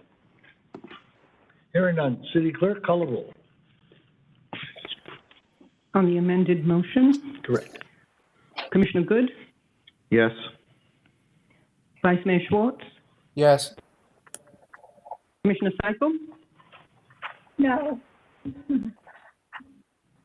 Commissioner Castillo, No, I'm going to wait the second reading. Mayor Ordus, Well, I'm sorry, what was? the amended motion. No. Oh, okay. Mayor Ordus, No. motion failed. All right. On the motion as proposed, and let me just say before we take the vote, we've heard a lot of good discussion on this, and maybe before second reading, we can do some language changes that satisfy everyone. So with that, any further discussion on item 19? I call a roll, please. Commissioner Castillo, Yes. Commissioner Seipel, Yes. Commissioner Good, Yes. Vice Mayor Schwartz, Yes. Mayor Ordus, Yes. motion passes. Thank Mayor you. and Commission, this will be heard again in final fashion in these chambers and in this platform we perceive on March the 3rd, 2021. Second and final public hearing and review. Yeah, and final comment, I'm totally agreement with what Commissioner Good is bringing up, but I think there's another way of doing it. And I just want to bring up the original introduction from Herman Freeman from Hollybrook about arts and our replication or our standardization of something representing the city of Pembroke Pines, like San Francisco has the heart and somebody Chicago has a bull. And then he recommended that we cover those signals boxes in Pembroke Pines. And we had input on that. Our committee had input on that, and it's come out to be really beautiful. I get a lot of good comments about that. All right, so let's go to item 20, please. Thank you, Mayor and Commission. If you can hear me. Item 20 for the record is a motion to adopt proposed ordinance number 2020-06 on second and final review as public hearing. It's proposed ordinance number 2020-06, an ordinance of the City of Pembroke Pines, Florida, amending the future land use, infrastructure, and conservation elements of the City of Pembroke Pines Comprehensive Plan by specifically amending the city's 10-year water supply facilities work plan, that's the WSFWP, providing for compliance with the Florida statutes and the Florida Administrative Code, providing for codification, providing for conflict severability, and finally, providing for an effective date. 2020-06 is on the floor for consideration. Thank you, Mayor and Commission. So moved. Thank you. Moved by Commissioner Castillo. Was that you, Commissioner Castillo? Second. Yes. Second. Commissioner Seifel, was that you? Yes, it is. Need a name, please. Thank you so much. Commissioner Seifel seconds the motion. Discussion on item 20. Hearing none, City Clerk? Mayor public hearing, if you will. Mayor public hearing, it's public hearing. Second, final reading, private. Okay, second, you're absolutely right. Public hearing, I'll open it up for public comment. Hearing none, I'll close the public hearing. Call the roll, please. Before you call the roll, Mr. City Attorney, Yes, sir. was this the quasi item? No, not yet. Not Oh. yet. That's not this one. That would be the next one, Mr. Mayor.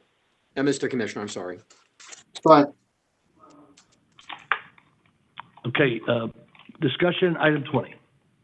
Go ahead, City Clerk. Commissioner Castillo? Yes. Commissioner Seifel? Yes. Vice Mayor Schwartz? Yes. Commissioner Good? Yes. Mayor Ordus? Yes. Motion passed. Thank you. Mayor and City Commissioner, Attorney? item passed for the record. The number is 1957. Good year for some. 1957. All right. Item 21, sir. Thank you, Mayor and Commission. 21, which is a quasi-judicial item, which was discussed as such at the last meeting when it was considered on first reading. I'll go through the rules of the road with you once I read the title. It's a motion to adopt proposed ordinance number for the record 2021-01 on second and final reading as a quasi-judicial item. Proposed ordinance number 2021-01 is an ordinance of the City of Pembroke Pines, Florida, amending Chapter 155 of the city's comprehensive zoning code of the City of Pembroke Pines by specifically amending Section 155.027 entitled Zoning Map to rezone the approximate 3.98 acre parcel of land generally located south of Pines Boulevard and east of 202nd Avenue, located at 20170 Pines Boulevard, as more particularly described in Exhibit A, rezoning from the current zoning of B2, that's community business, to C1, referenced as commercial, for Tract A. Allocating commercial flexibility to Tract A in accordance with the Broward County Administrative Rule, rezoning from the current zoning of B2 community business to A1 limited agricultural for Tract B, subject to the recordation of the declaration of restrictive covenants attached here too as Exhibit B. Providing for codification, providing for conflicts, severability, and providing for an effective date. Mayor and Commission, before, if you will, continue. Go ahead, City Clerk. Thank you, Mayor and Commission. This, as you know, is a quasi-judicial item. And what that means under Chapter 37 of the City Code, there'll be sworn witnesses, there's a burden of proof, there will be competent and substantial evidence upon which the Commission may and shall rely in the context of deciding the application for rezoning of the subject property. We don't get that many. This happens to be one which is quasi. It'll require several different things. Staff will make a presentation as appropriate. The applicant will have an opportunity through their legal counsel, if present this evening, to present. Members of the public who are what's called affected parties, those people that are within a certain distance of the subject property, would be sworn.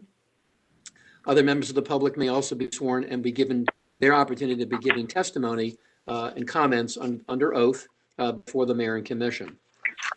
Under this provision of our city code, which tracks the case law in Florida regarding the types and kind of hearing that's conducted, as you know, site-specific rezonings, specific land use amendments, conditional use approvals, variances, plat approvals, et cetera, are quasi in nature, requiring a different sort of hearing that this commission is accustomed to conducting. One of the things that's required, Mayor and Commission, even before the process begins to allow the opening of the presentation, is for, under the code, disclosures by any member of the commission, what contact they might have had with the applicant or the applicant's counsel with regard to this matter, and if so, what the disclosure would entail. So at some point, Mayor, you want to ask your colleagues, including yourself, if under section 3710, there was an oral communication, what's better known as an ex parte communication, a private communication, which are not against the law, but must be disclosed as per your own ordinance. And that's one item of business that will have to be conducted as well. Also, for the record, Mayor, and for the purposes of clarification, you stated you had a conflict of interest or an appearance of a conflict at the last meeting. And if you have one this evening, Mayor, you'll want to state that for the record as well under Chapter 112 of the Florida statutes, which is the ethics in government applicable to public employers and employees. And then also under Chapter 286, which is the Sunshine Law. If I may quickly ask, Mayor, I'm sorry. Hold on one second. City Attorney, you're talking 21 or 22? No, we're on item number 21. I understand what item we're on. What you just said, is it applied to 21 or 22? The issue with regard to the disclosures is only on the quasi item, which is item number 21, which is the rezoning. Item 22 is the tractor supply. The item on 22 is, in fact, it's a resolution, which is not quasi. The actual rezoning is a quasi-judicial item. Okay. All right. So on this item, on this item 21, before we get started, I'm going to hand this over to the Vice Mayor to handle. And I want to make a statement before you take over, Vice Mayor. Go ahead, Mayor. You have the floor. Yes. I want to disclose that my wife has been engaged as a consultant advisor for the applicant tractor company, and she may derive a special benefit from the adoption of this rezoning ordinance. Additionally, my stepson is a broker realtor in a transaction, which is also assisting the applicant buyer, and he too stands to receive a benefit if the ordinance is approved and a real estate transaction is able to close, which is why at the last time I recused myself. So, Vice Mayor, the item 21 is yours. Thank you, Mayor. And the City Attorney, if there's any other business on your end, please advise. There is. And Mr. Vice Mayor, you have the gavel. If you will, you just go around the table to ask any of your colleagues if they've had any contact with the applicant, and if so, make their disclosures of the on record in accordance with the statute, the ordinance which governs the proceedings, which for the record is 37.10 under ex parte oral communications. You can ask the question of all your colleagues if they had any contact with the applicant or the applicant's counsel, and if so, if they did. Thank you, City Attorney. Commission, I will ask the clerk to call the roll to get the answer officially on the record. Madam Clerk, please call the roll for communication with the party as per the City Attorney. Madam Clerk, just ask each commissioner, did you have contact with the applicant under the city's ordinance? And then they can respond yes or no and explain the contact. Thank you, City Attorney. Commissioner Seipel, did you have contact with the applicant? I'm sorry, my phone dropped off.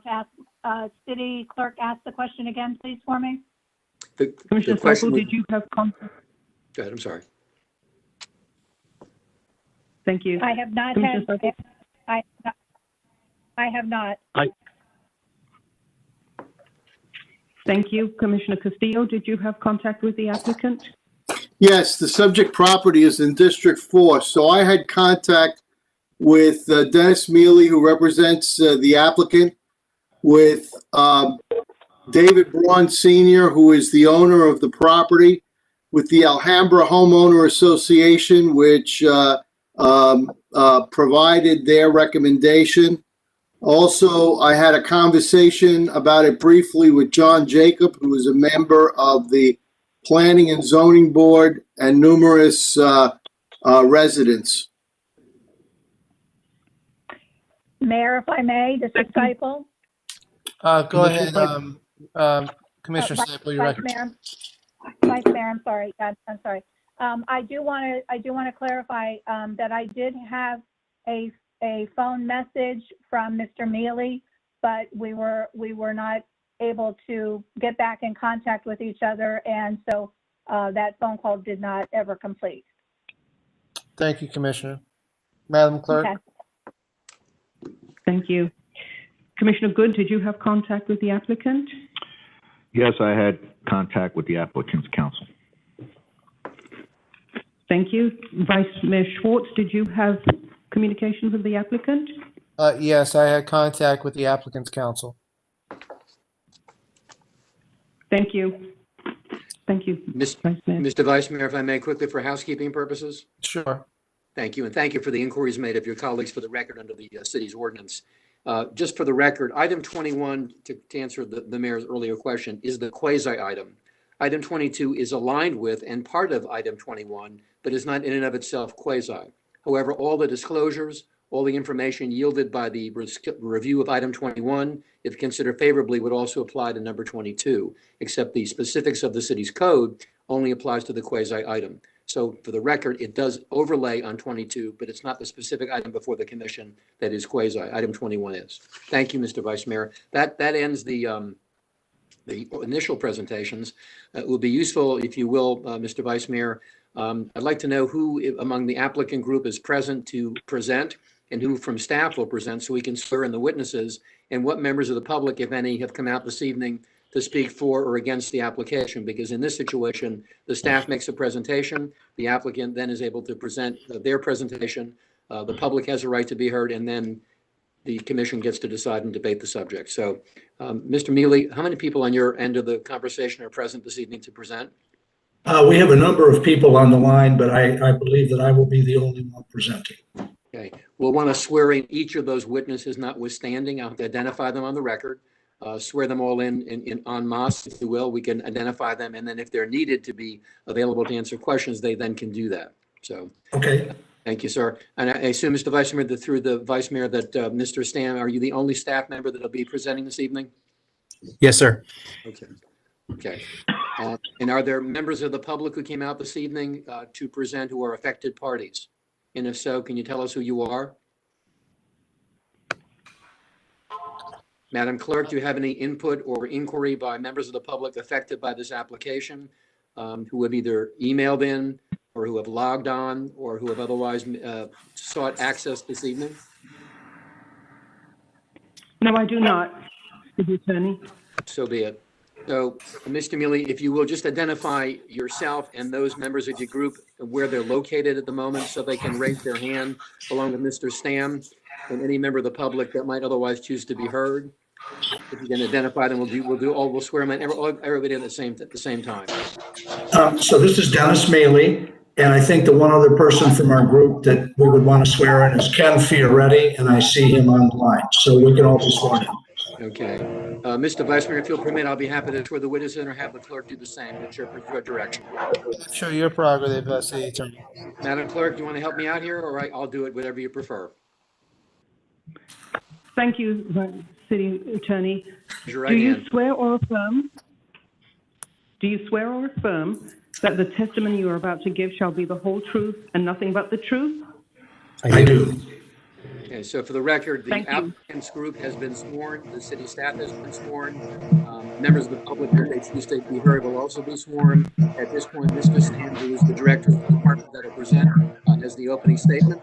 And then, Mr. Mealy, you'll be able to proceed thereafter with regard to your position. For the record, Mayor and Commission, all documents, all materials, all backup information that was considered by the city's Planning and Zoning Board in a very astute professional fashion is effectively before you this evening as part of the record, supplemented by the information which you'll hear this evening and offered into evidence by both Mr. Stam and or Mr. Mealy and their respective clients.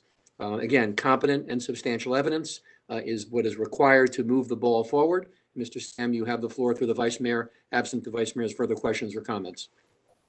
City Attorney, Mr. if I Stam, may. City Attorney? Yes, ma'am. If I may, I do have someone that contacted the city in reference to Tractor Supply Company, but it's for item 22. I just wanted to make sure to mention that in case there were any confusion. Her name is Heather Lambert, and she resides at 19969 Southwest 3rd Place, Alhambra, and she may be an affected party. Thank you, I just Madam wanted Clerk. to mention. If you would choose to testify under item 21, the floor would be hers at a future moment, and otherwise preserved for comments to be raised under item number 22 as applicable. So, Mr. Vice Mayor, you have the table is set to begin the proceeding. Everyone's been sworn and the applicant is prepared. Staff is also prepared, and the floor is yours, Mr. Vice Mayor and Commissioner. Thank you, Mr. Attorney. So the order is going to be staff, then the applicant, and then we will hear from the member of the public. Yes. During this round on 21. Correct. Mr. Stam, if you're ready.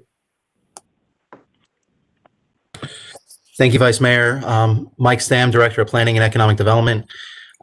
Mayor, Commissioners, what you have before you tonight is a rezoning with a flex allocation and a restrictive covenant for a property that is located just east of 202, south of Pines Boulevard.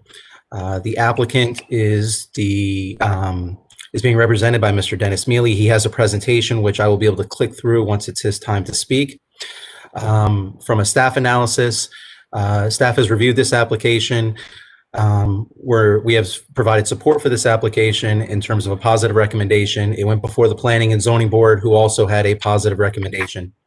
As you all know, this item passed at the last commission meeting when it was heard with a vote of 4-0, as the mayor abstained from voting. Again, I'll be available to answer any questions, but then I would defer to Mr. Mealy so he can conduct his presentation. I'd be here to answer any questions from the staff, from anybody else as necessary.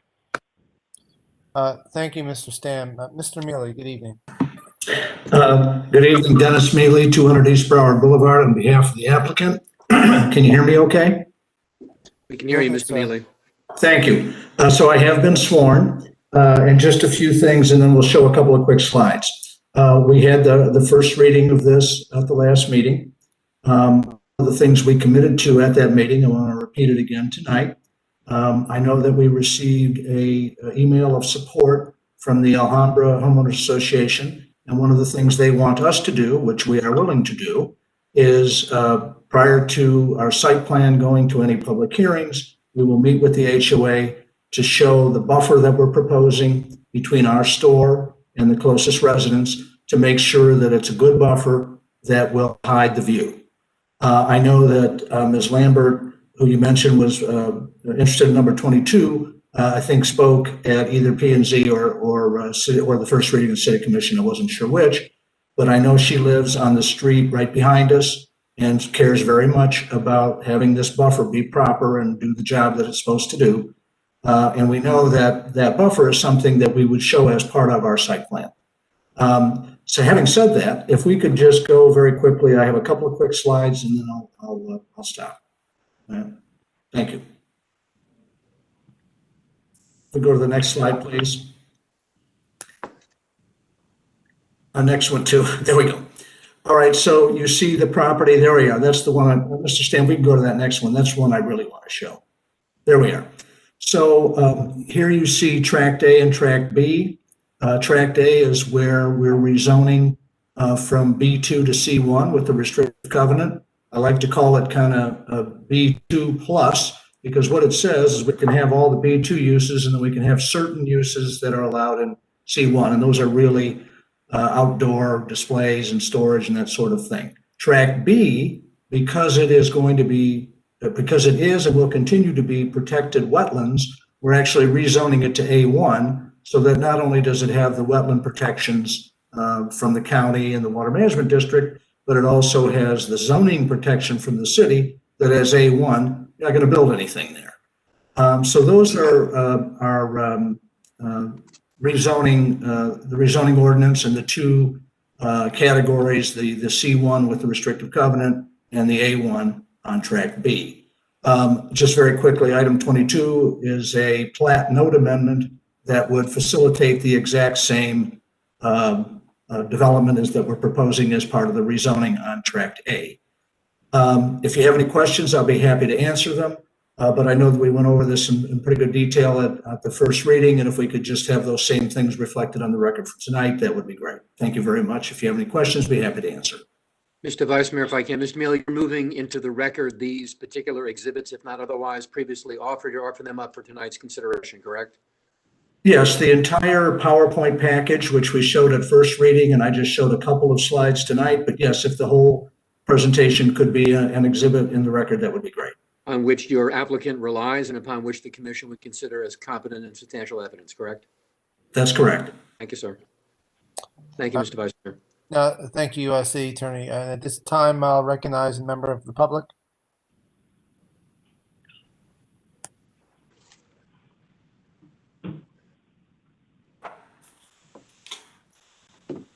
Mr. Bonilla, do you have access to the public speaker? No, Hi, Thank you I'm for not your sure.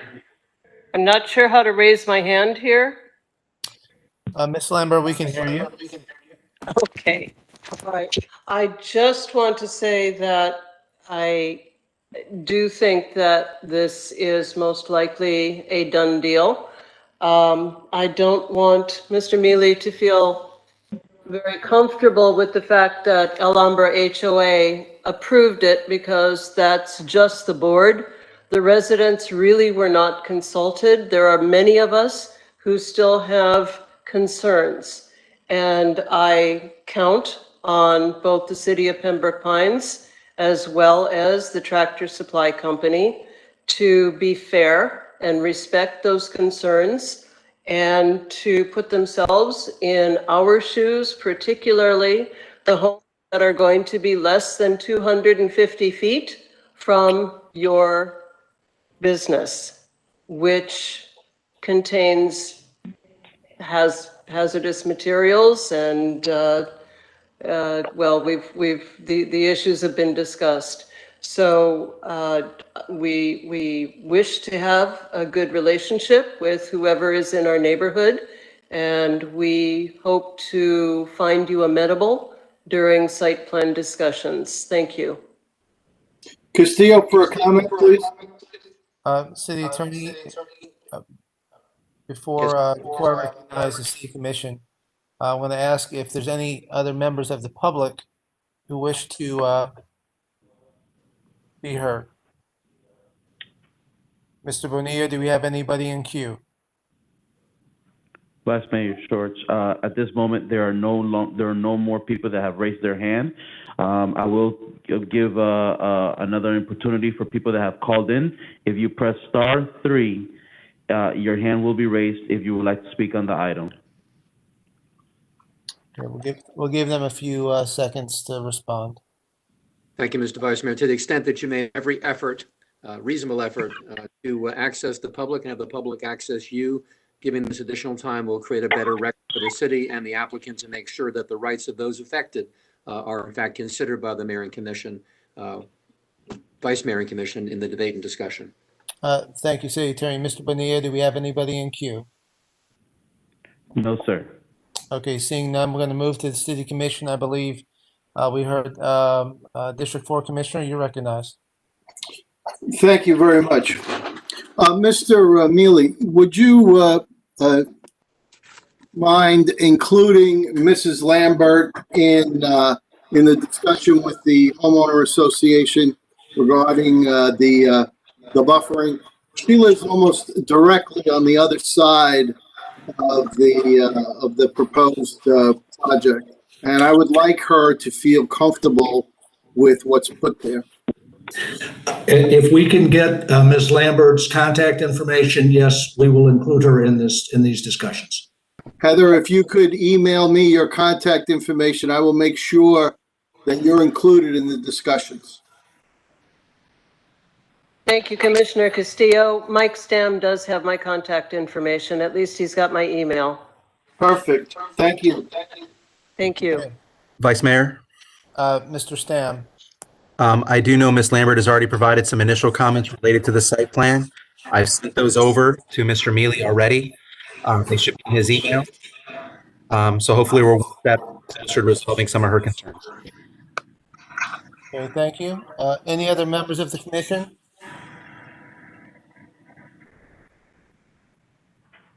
Okay. Hearing none, City Attorney? Could we just have Mr. Mealy go on record one more time stating that he is amenable to perhaps design changes in order to better fit in with our residential community? He did say that at one Ms. meeting, Lambert? and that was welcome to hear. Ms. Lambert, I'm going to ask you to mute your mic, please. Thank you very much. City Attorney, we've heard from the applicant. The applicant has submitted an application. The applicant has submitted comments regarding site plan issues. It's my understanding it's been documented and it's a part of the record. May I respond, Mr. Vice Mayor? Please. Yes, thank you. For the record, Mr. Mealy has made certain representations, not just as legal counsel, but he's also taken an oath, which has great meaning in the context of the issues of perjury and not telling the truth completely. So I know he knows the difference between that issue. The second part of which is that this application before you is a rezoning ordinance. The next item up is a plat note amendment. There's a site plan yet to be considered, not yet filed, as it were, or not even yet considered, which the commission will control in the context of its review. Correct, Mr. Stam, for the record? Mike Stam, City Attorney, I do not know at this time because there are conditions that may require commission approval. Once we get that site plan, we'll understand the process. At minimum, it'll be going before the Planning and Zoning Board. Right, under the city's code. So I want to make sure that there's another stopping point for that application that's yet to occur. It'll occur in sometime in the near future. So the conversation does not end this evening. It begins in a different level of discussion under the city code. Thank you, Mr. Stam. Mr. Vice Mayor, that's all I have on that item. Thank you.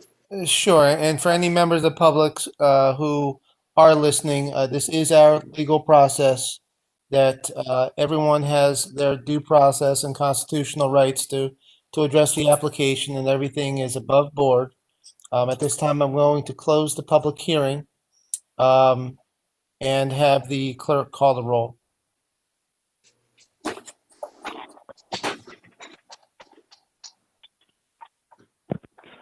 Vice Mayor, if I may, Yes, Madam if I Clerk. could have the maker of the motion Aye. and the seconder. Okay, Commission District Number 4 is the maker. Can I have a second, please? Second, Seipel. Commissioner Seipel, District 3 is the second. Call the roll. Thank you, Vice Mayor. Commissioner Castillo, Yes. Commissioner Seipel, Yes. Commissioner Good, Yes. Vice Mayor Schwartz, Yes. and Mayor Ortiz abstained. Recuse. Thank you. Correct.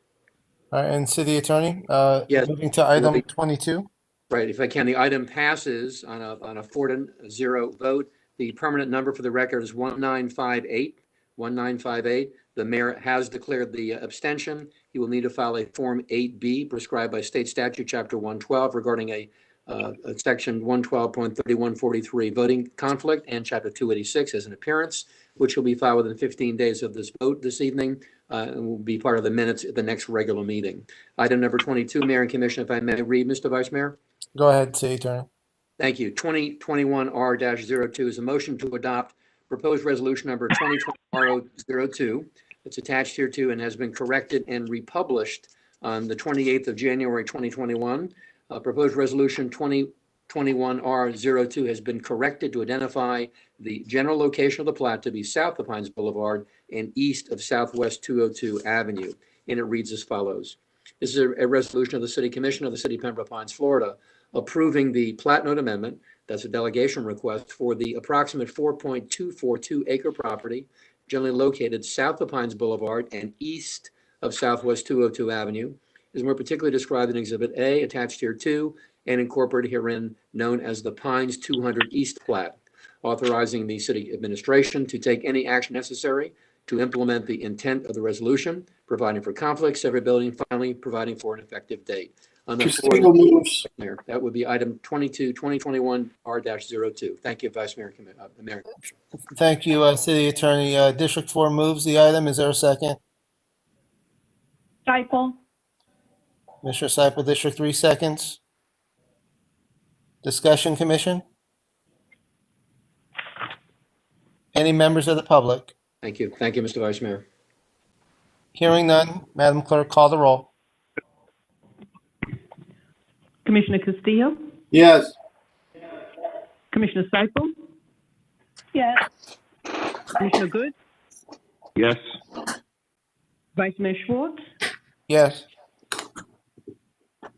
Mayor Ordus, recused on this item also. Thank you. So for the record, Mayor, Mr. Vice Mayor and Commission, upon approval on a 4-0 vote with the mayor abstaining under the rules established earlier in this proceeding, the permanent number is 3730, Resolution 3730. Thank you, Vice Mayor and Commission. Thank you, City Attorney. And Mayor, you have the gavel. Thank you, Vice Mayor. Reports of the league representatives. Today, we had a meeting with the nominating committee for secretary of the Broward League of Cities. I was involved with that, and we elected or nominated and elected Mayor or Commissioner Drosky from Deerfield Beach. And they also had a meeting along inviting Jared Moskowitz with the governor's office, and he did a very, very good job of putting out the governor's proposals and took our input into much of the legislation that might be pending before us in Tallahassee. So, Commissioner Seipel, do you have any other thing about the league? Yes, Mayor, I do. I wanted to reiterate what you said about Director Moskowitz and his Zoom meeting or phone meeting with us, yesterday. It was really very, I think it was a very good meeting. He certainly provided a tremendous amount of information, and not for nothing, he did make a comment, Mayor, that we all should continue to hold him to, which he said his heart is still here in Broward County. So, again, he's got such a huge job up there, and it's very difficult times, but he's working really very, very hard at it, and it's just tough. It's just tough, but it was a very, very good meeting. It lasted actually about 45 minutes, which I thought was a great deal of time for him to be able to, to give to us. But again, a lot of good information, and there is a league board meeting tomorrow with some discussions about some issues, legislative issues, the smoking in the park issues, and another of other things that are on the agenda for tomorrow. So we'll report back on what happens with that. Thank you, Mayor. Thank you, Commissioner Seipel. City Manager. City Manager, any report? Yes, Mayor. I have just one thing. At the last meeting, we had discussed setting up some workshop meetings, and I'm having a difficult time coordinating a date that's good for everyone. So I would like to suggest a date to you. The most important one we have as far as timing to move forward with is the RFP for solid waste collection and disposal. We are just about or getting very close to completing the RFP for your review. I would like to suggest February 24th, which is a Wednesday evening. If we could set a time for that day specifically to handle that. Okay, Commissioners, I'm okay with that date. Mayor, this is Schwartz. Go ahead, Vice Mayor. City Manager, I guess the last time we spoke, you were looking at the 17th. I had indicated to you when you had asked about my availability that the second half of the month may be a little bit challenging for me. Is there anything wrong with the 17th? You won't be ready by the 17th? The 17th, the challenge with that is we provide you with the information a week ahead of time. We will not be able to make that date.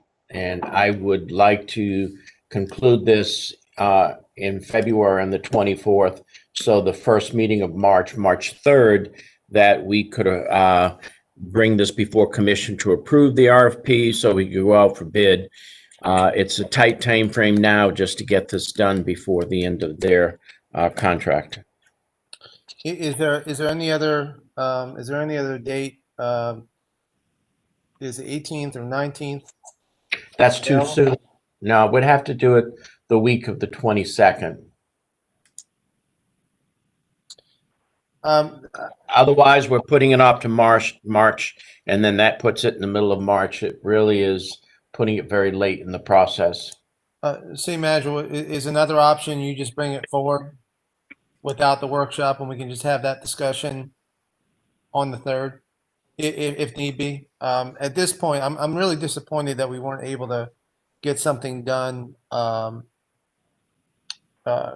least today on the workshop. I don't understand. Again, appreciate everyone's schedule, but the manager asked for our calendars. We provided dates. I guess for whatever reason, the stars didn't align. I have a concern about the 24th for me personally. The 22nd, not so much, but the 24th is a 50-50 right now. I've got something pending that I just won't know until we get into I guess another 10 days from now. The 22nd would be fine if it's okay with the rest of the commission. I'm okay with the 22nd. Michael's okay for 22. I'm okay for 22, and I'm okay for 25 if that's better. Okay, Mr. Dodge, you have consensus. I'll say we're setting it February 22nd. Is there a time? Would you like it at 6, 5, or 6:30? If I may defer to Commissioner Good on his time schedule on that Monday. I whatever the earliest you can do would be great. Mr. Good? Yeah, I think 5 o'clock is fine. Okay, 5 o'clock. Okay, 5 o'clock, February 22nd. Thank you. Will you put out a memo, please, an email, please? We will. We will I know. have a question. Commissioner Seifel. I have a question there to the city manager. While we're talking about the date and the time, this to be a workshop, are you expecting then in this workshop that it would be open to the public? All workshops are open to the public. Well, then I'm wondering if 5 o'clock is a, could be problematic for folks that might want to be able to attend if, working and what have you, scheduling that stuff is it would be my only concern if we're really, trying to have any public input on anything. So well, could along we that line, if you don't mind me interrupting, Commissioner Seifel, is it going to be a virtual meeting? Commission would be there, but. Yes, it would have to be, Mayor. Yeah, it's virtual. So, virtual. Okay, virtual, but I thought still that might help you out. Yeah, but still, Mayor, if they're just getting home from work and want to be able to participate, that might be a little bit hard. So I'm just asking what your thoughts are, maybe consideration on that for the public. Well, I think everybody's okay with 5 o'clock, but I'm open to anything. Okay. Yeah, Mayor, if I may, I think that the reason why I'm asking the earlier is because I anticipate a lot of public participation. So, the last thing I think any of us want to be is running a meeting past 11 o'clock at night. So, while 5 o'clock may not be the most ideal start time, I'm looking at the sum of all parts. And if we're going to have public input, we need to have enough time that everybody, is not, looking at Jimmy Kimmel and wondering when we're going to finish up our commission meeting. Good point. All right, right now we're at 5 o'clock. City Attorney. Sir. If I may, Mr. Mayor, just a quick item. Please. I'd like to just talk to you for less than 5 minutes about the FEMA litigation currently pending in the federal court system. I've had some private communications with virtually all of you, and I've also given you a very significant and thorough email on the 19th of January, which included a memorandum from the city's outside special counsel, Baker Donaldson, in Washington, D.C. It was through my efforts that we solicited that memorandum, along with my colleagues, city attorneys in Deerfield Beach and in Lake Worth Beach. It is pretty much the answer to the question about proceeding, about which I'd like to seek your guidance and direction. Mr. Abbott has concluded, based upon the memo, which is a public record, by the way, that the likelihood of success in litigating the matter further, either by appeal or some other kind of administrative review, is not a very positive outcome in the wind. What is recommended by Mr. Abbott, along with his law firm, are an appeal not to the 11th Circuit, but essentially a legislative review. And he specifically, as you know, articulated his feelings with regard to state or federal legislative relief. That's what's recommended. There's a 60-day fuse from the rendition of the order by the federal judge, Judge Rod Singhal. It is not recommended by our council to take the litigation route any further. The city has fulfilled its commitment financially, along with its colleague cities, Deerfield Beach and Lake Worth Beach, with regard to the activities of the Baker Donaldson firm. I believe that in litigation, there really is a beginning, a middle, and an end. As your legal counsel, and having had some conversations with most of you on the subject as we proceeded, there is a significant risk in taking further action legally in the context of an appeal. That's been cautioned by our own outside counsel, and for that matter would suggest that there's no need to have a further discussion regarding an in the shade discussion for recommendations, but to simply advise the commission that absent direction from the mayor and commission to foster further litigation in the matter, the only remedy available at this point is to accept the federal judge's very, very strongly worded order, which was a dismissal with prejudice, which is a very difficult place to be legally, and to seek other remedies which do not include litigation as an option in that discussion. I'm happy to answer questions, but absent any direction by the commission to take any further action, I will take your position this evening, and we'll articulate that back to our council. Just one more thing, if I can, Mr. Mayor and Commission. City Pembroke Pines, when this issue came across your desk, made an operational and economic decision to repay the government the amount of money which was expended for the Hurricane Wilma victims. And you made a payment plan with the government. The money was repaid. The only thing that the city of Pembroke Pines was seeking here was a return of those dollars, or an allocation of a credit against future claims by the city for FEMA dollars. Deerfield Beach and Lake Worth Beach are in a different legal position financially in this particular conversation, but as to the city of Pembroke Pines, by not taking any further action to appeal further, which I believe would be a difficult expenditure of public funds, he does not owe any money back to the federal government. And there's no money which the city has expended, which will be de-obligated, which means if you make a claim for some future event, you will not be dinged by the government against that application. I appreciate the insight that was given by each of you, and I spoke with you over the last couple of weeks, and your guidance. The city made its best efforts to be successful. We had a very fine law firm assisting the city for the past number of years. Mr. Abbott was the general counsel for FEMA. I think he knows how the system works. Mr. Dodge and I, as you know, traveled to Washington, D.C., made every effort to do the right thing. But again, I think there's a beginning, a middle, and an end. And regrettably, I think at this point, we're at the end.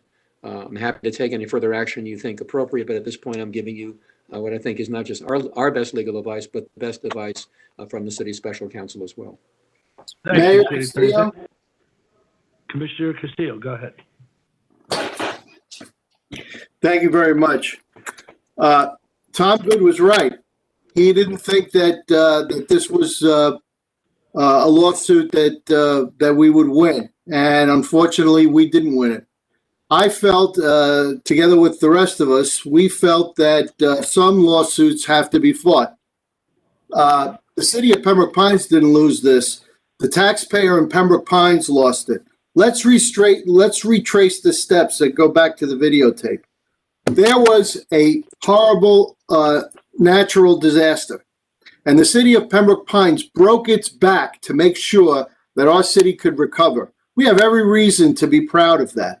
The residents of this city pay an enormous amount of tax to the federal government and get only a slight bit back for the dollars that we send.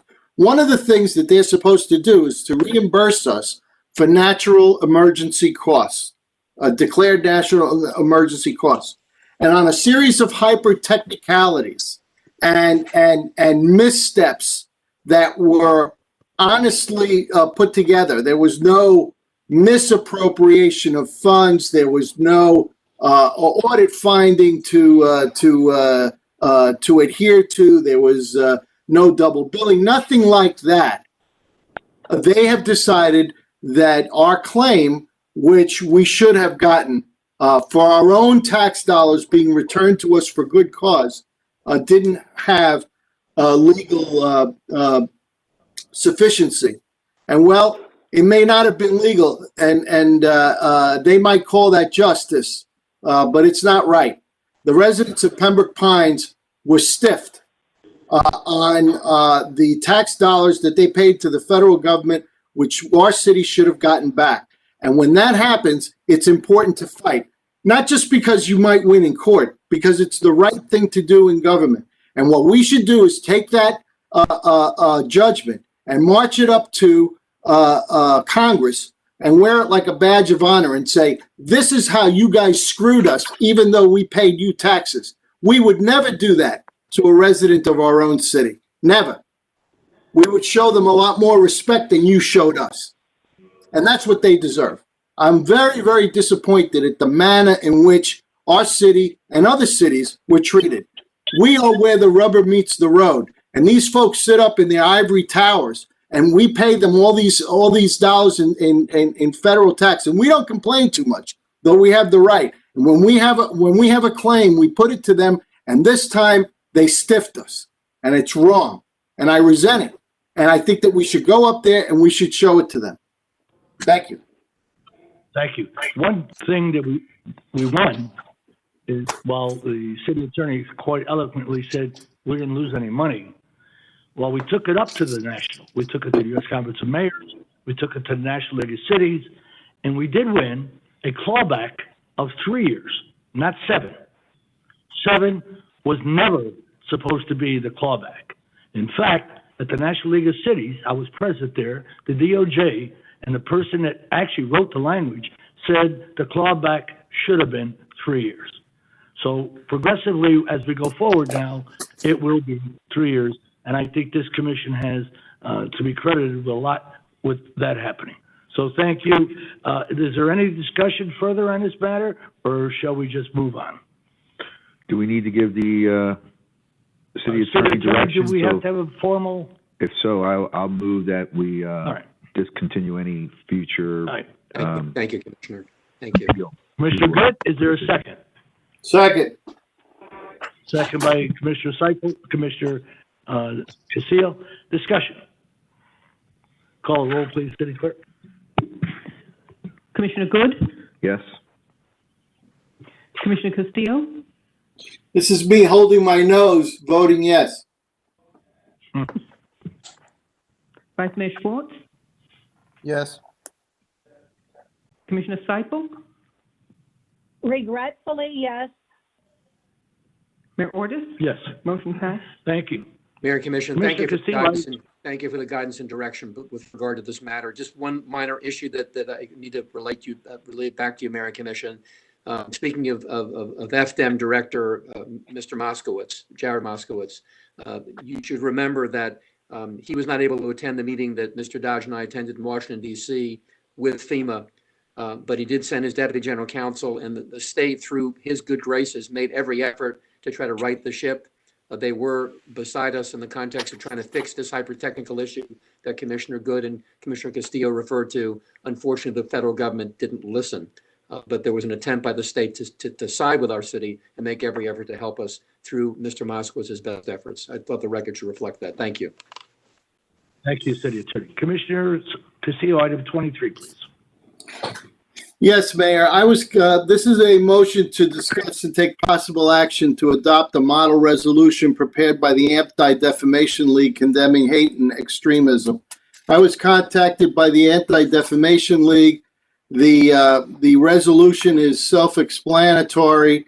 It has already been approved in Aventura, Hallandale Beach, North Miami. It's in Coral Springs now. I'm not sure which other cities. Every city is going to be approached to approve it, and it's on the agenda with a motion to adopt. Is there a second?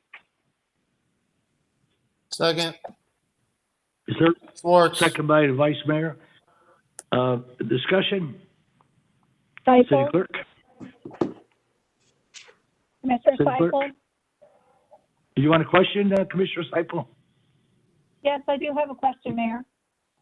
Go ahead, Commissioner Seifel. Thank you, Mayor. I'm a little bit confused. I think that obviously, items like this are always, good items. But I thought that I had remembered that we had passed something like this not too terribly long ago, and so I just wondering if we're duplicating something that was already passed. I believe that Vice Mayor Schwartz had an item on back in May of 2020, which was Yes. Again asking for the ADL language.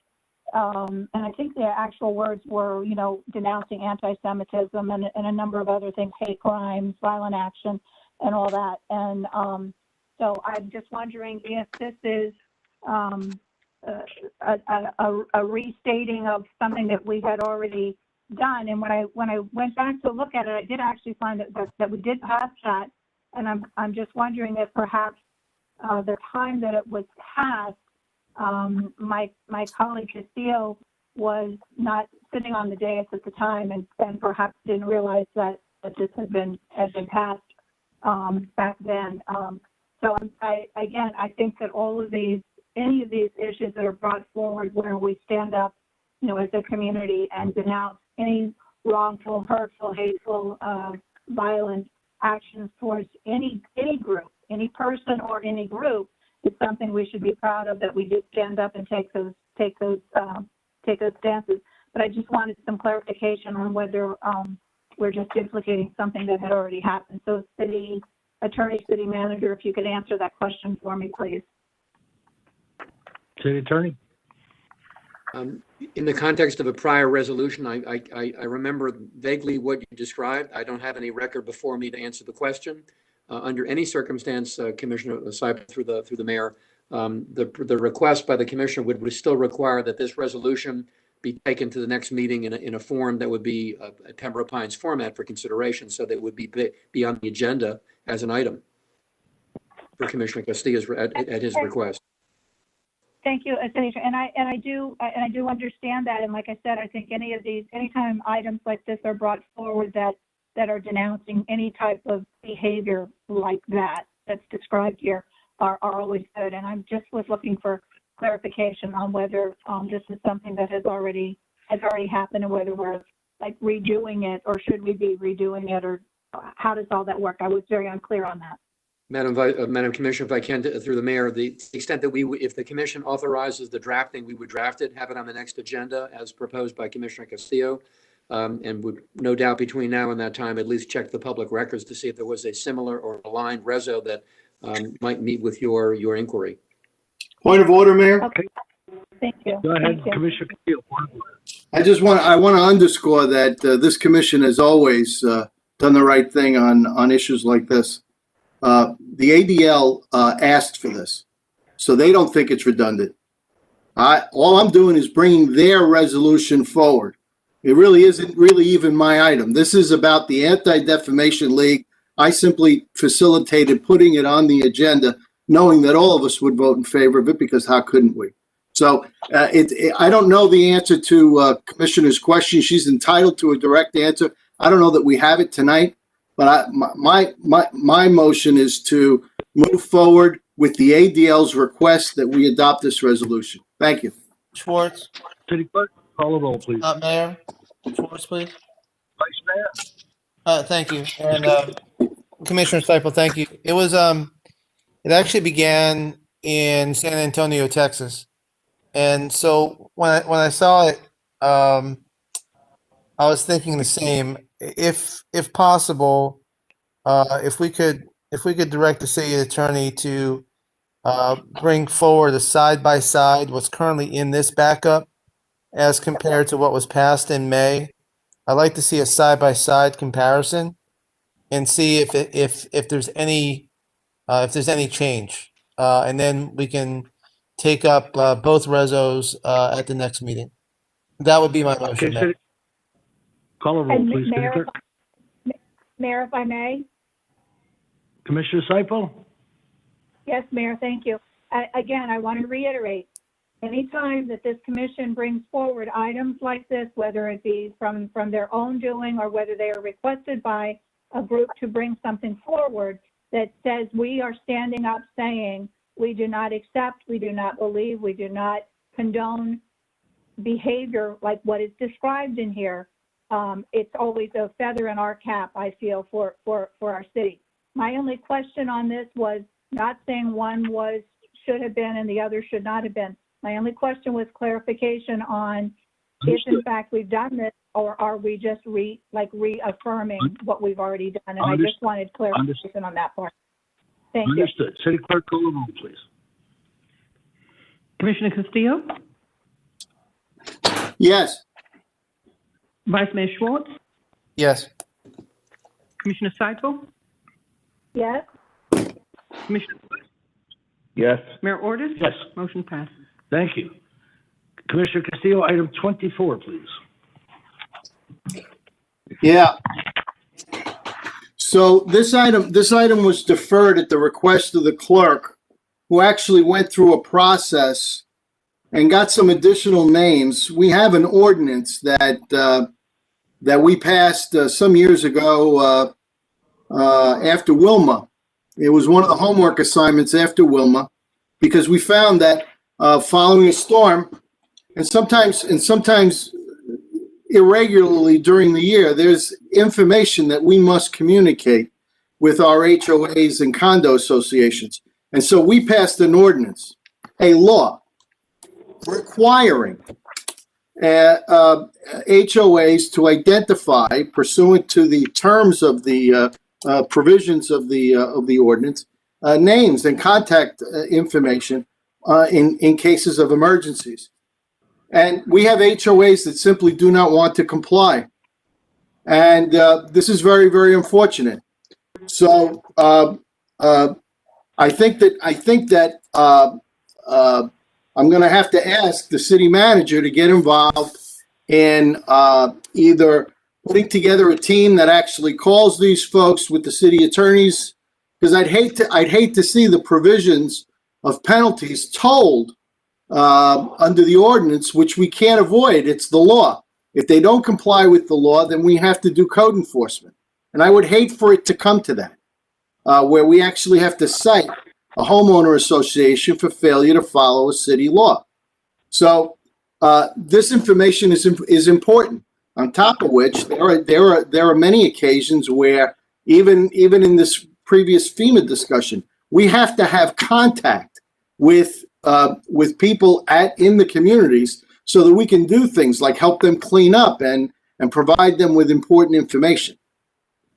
So, Mr. City Attorney, do you need any further guidance on this? We've got associations that are not in compliance with the law, despite significant efforts on the city's part to get them to comply. So what is your duty now under the law?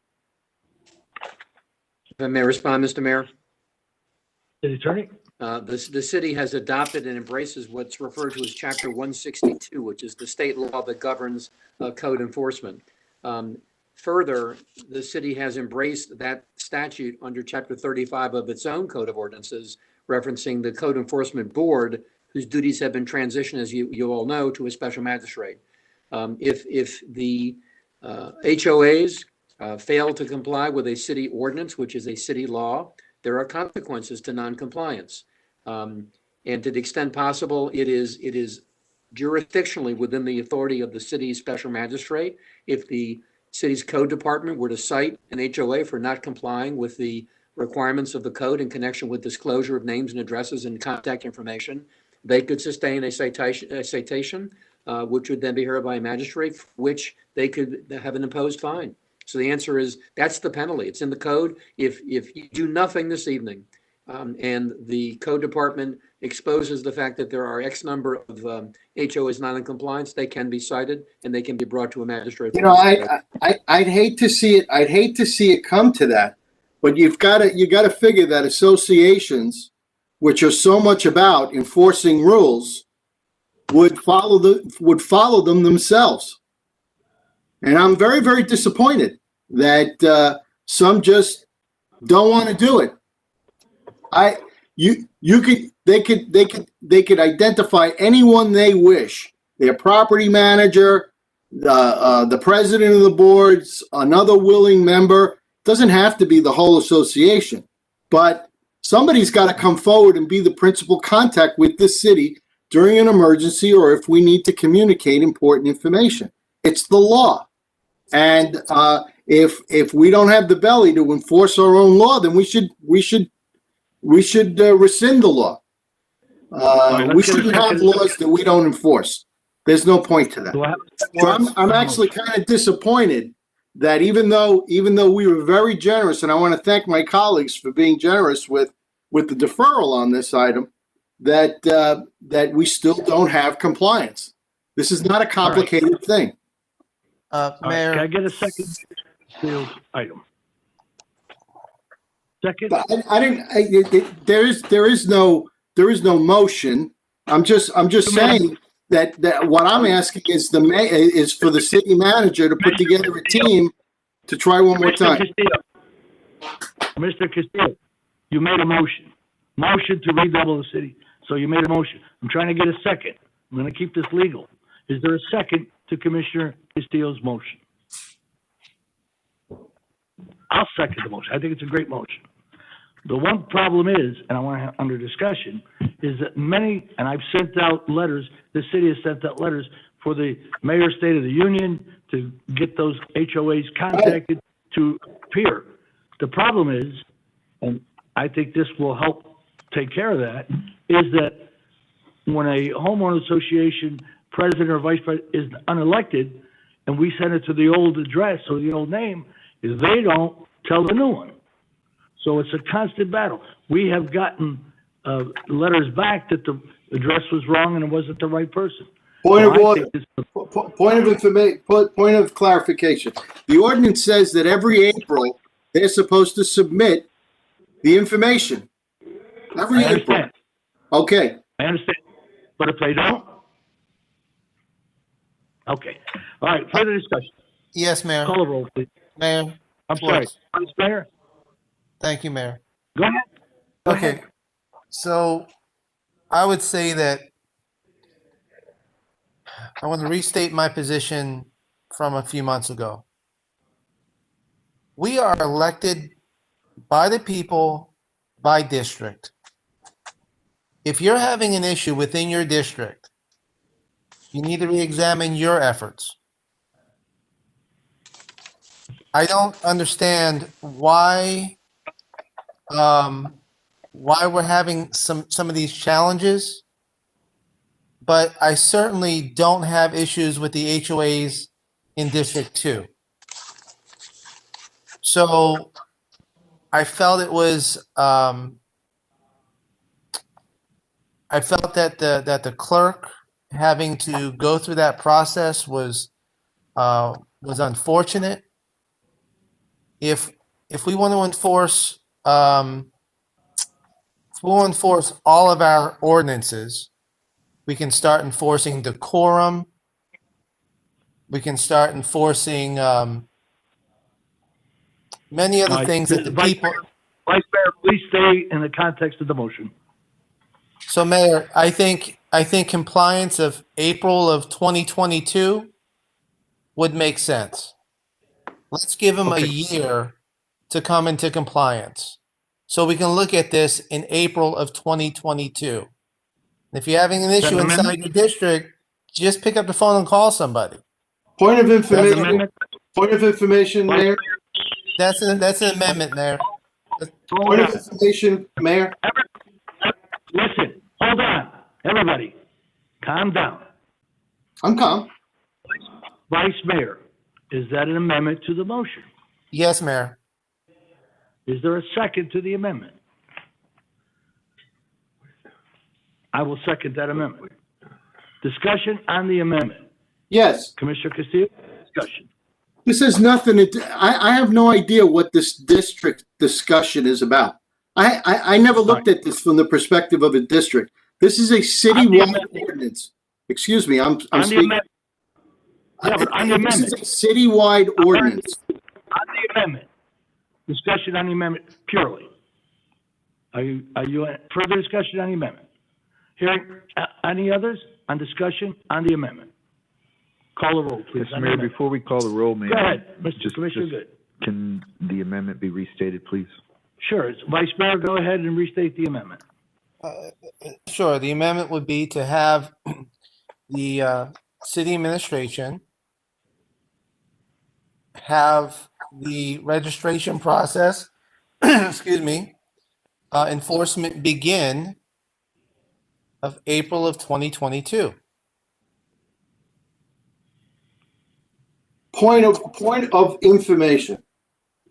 Go ahead, Commissioner Castillo. Mr. City Attorney. Yes, sir. Did I just hear a motion to intentionally keep the officials of the city of Pembroke Pines from enforcing a law until April of 2022? Did I just hear that motion? That there was direction given through that motion to staff that they should not enforce a law that is on the books until April of 2022. Did I just hear that right? If that was the intent of Mr. Mayor, if I may, if that was the intent of the motion to defer enforcement till that time. Okay. So I'll have to ask the mayor. Was that the point of the amendment? Was to defer enforcement of a law until over a year from now, when in fact the law could be enforced today? Because I've never heard of a city anywhere in the United States that's done that. Well, I think then if you feel that way, you should vote against the amendment. Okay. Then we'll do. All right. Call the roll, please, on the amendment. Vice Mayor Schwartz? Yes. Mayor Ordus? No. Commissioner Seifel? No. Commissioner Castillo? Hell no. Commissioner Good? Yes. Okay. All right. Now, on the motion, on the original motion, call the roll, please. Commissioner Castillo? Yes. Mayor Ordus? Yes. Commissioner Seifel? Yes. Commissioner Good? Yes. Vice Mayor Schwartz? Yes. Thank you. Vice Mayor Schwartz, item 25, please. Thank you, Mayor. Motion and possible action to direct the city attorney in conjunction with the assistance of the city's planning director to bring back an ordinance as soon as practicable in order to establish, among other things, a new City of Pembroke Pines vacation rental registration program not inconsistent with the applicable sections of Chapter 509 Florida Statute, AGO 2014-09, as later modified, and existing Florida case law under Florida Law Section 509.242 Florida Statute, created a new classification of public lodging establishment known as vacation rentals, which are defined in Section 509.242(1)(c), where it states that, quote, a vacation rental is any unit or group of units in the condominium, or cooperative or any individually or collectively owned single-family, two-family, three-family, four-family house or dwelling unit that is also a transient public lodging establishment, but it is not a timeshare project. Section 509.0327 Florida statute expressly preempts the regulation of vacation rentals, except that this paragraph does not preempt the authority of local government. Colleagues, there is a. Go ahead. Thank you, Are you ma'am. done? Yes. What? You didn't finish. Keep reading. You finished half of the. Hold on, I've got it here. Okay.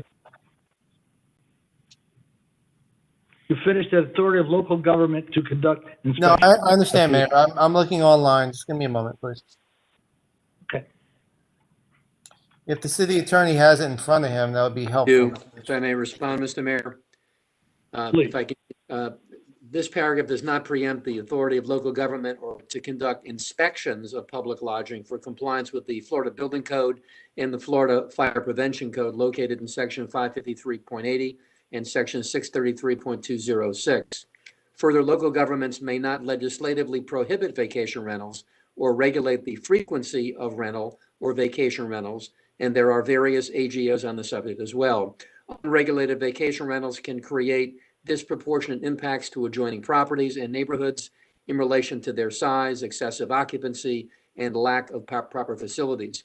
Further, the presence of vacation rentals within residential dwelling units in established residential neighborhoods can also create negative compatibility impacts, along with which include, but are not limited to, excessive noise, on-street parking, the accumulation of trash, and diminished public safety.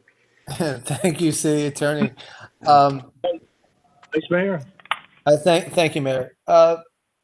We know we have a citywide problem. We get the calls.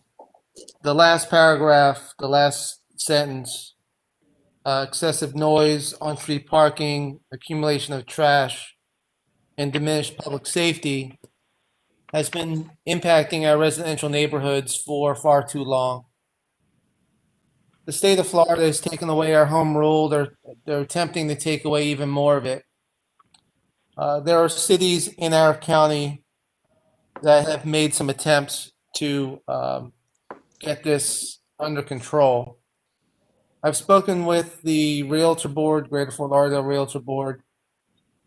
They are looking forward to having the opportunity to working with collaboratively with our planning director, with the city attorney. They have tremendous information that will be so helpful to us regarding values, property values going up or down. We have the ability to regulate group homes in our city where they can't be more than 1,000 feet apart. The state of Florida is not even allowing us to regulate not having 5 vacation rentals on one block. So the only thing left that we have, that cities throughout Florida have, is the ability to have a registration process. Speaking with the Realtor Board, the only way that they can get their data is to know where these vacation rentals exist. And the registration process is the only way that we can move forward with it. So I'd like to ask my colleagues, I'm hoping to get unanimous support on this, to give our city attorney, our planning director, and public stakeholders the opportunity to come back to this commission at the earliest time possible, and for us to do what's right for our residents. We are a bedroom community. We don't expect to have the 4th of July or New Year's Eve every weekend. That's not what we do. HOAs are fearful of this vacation rental. On a side note, in the backup, the state is considering taxing and doing bed tax. I don't know. This is basically Ubering, what Uber did to cabs. This is what's happening to our residential neighborhoods, and we have to get our hands around this. So colleagues, that is the motion. I try to provide as much information as possible. I want to thank the city attorney and the planning department for their input. And Mayor, I'm just requiring a second. Thank you. Is there a second to the motion? Second, good. Second by Commissioner Good. And I got some comments on. Yeah, Castillo. Hold on, Commissioner Seifel. Hold on. I just think that it's a very good motion. And we have to get these vacation rentals in our city and every city under control. It is just amazing that the state of Florida takes that opportunity and authority away from us. So I would certainly support it. Now, was there other further discussion? I heard Commissioner Seifel, you had discussion. Seifel, yes, Mayor, thank you. While I at heart understand and agree with my colleagues, there's a bigger picture, I think, kind of that's out there that we need to pay attention to. You know, I have mentioned to you all through the last year, this past year, and the year prior, that the committee that I sit on at the Florida League, this was one of our big topics that we've been discussing now for you know, a couple of years. Currently there is a bill out there. There's a Senate Bill 522 by Senator Diaz and House Bill 219 by Representative Fisher. Same language. Those are the two supporters of the bill, and it has some very interesting information language in it. One of the things that kind of stuck out to me, let me just find it. I made notes of it here.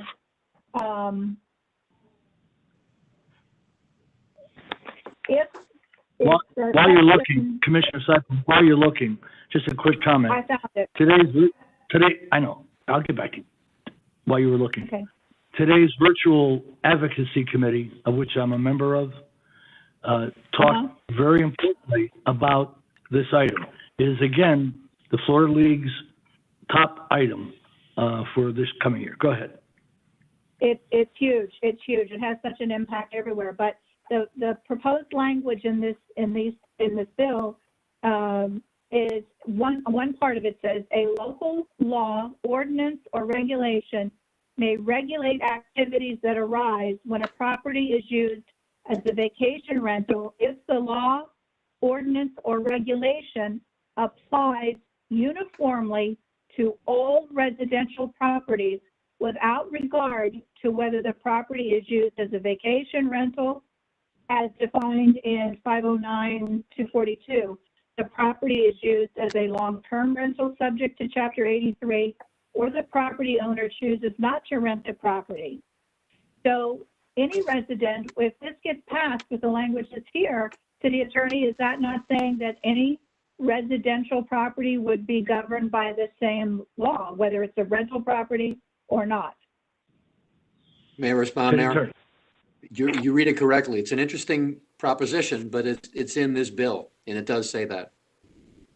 So it means your house, my neighbor's house, anybody's house, any resident, whether I choose to rent it out or I don't choose to rent it out, is going to now be subject to every requirement of this new bill, correct?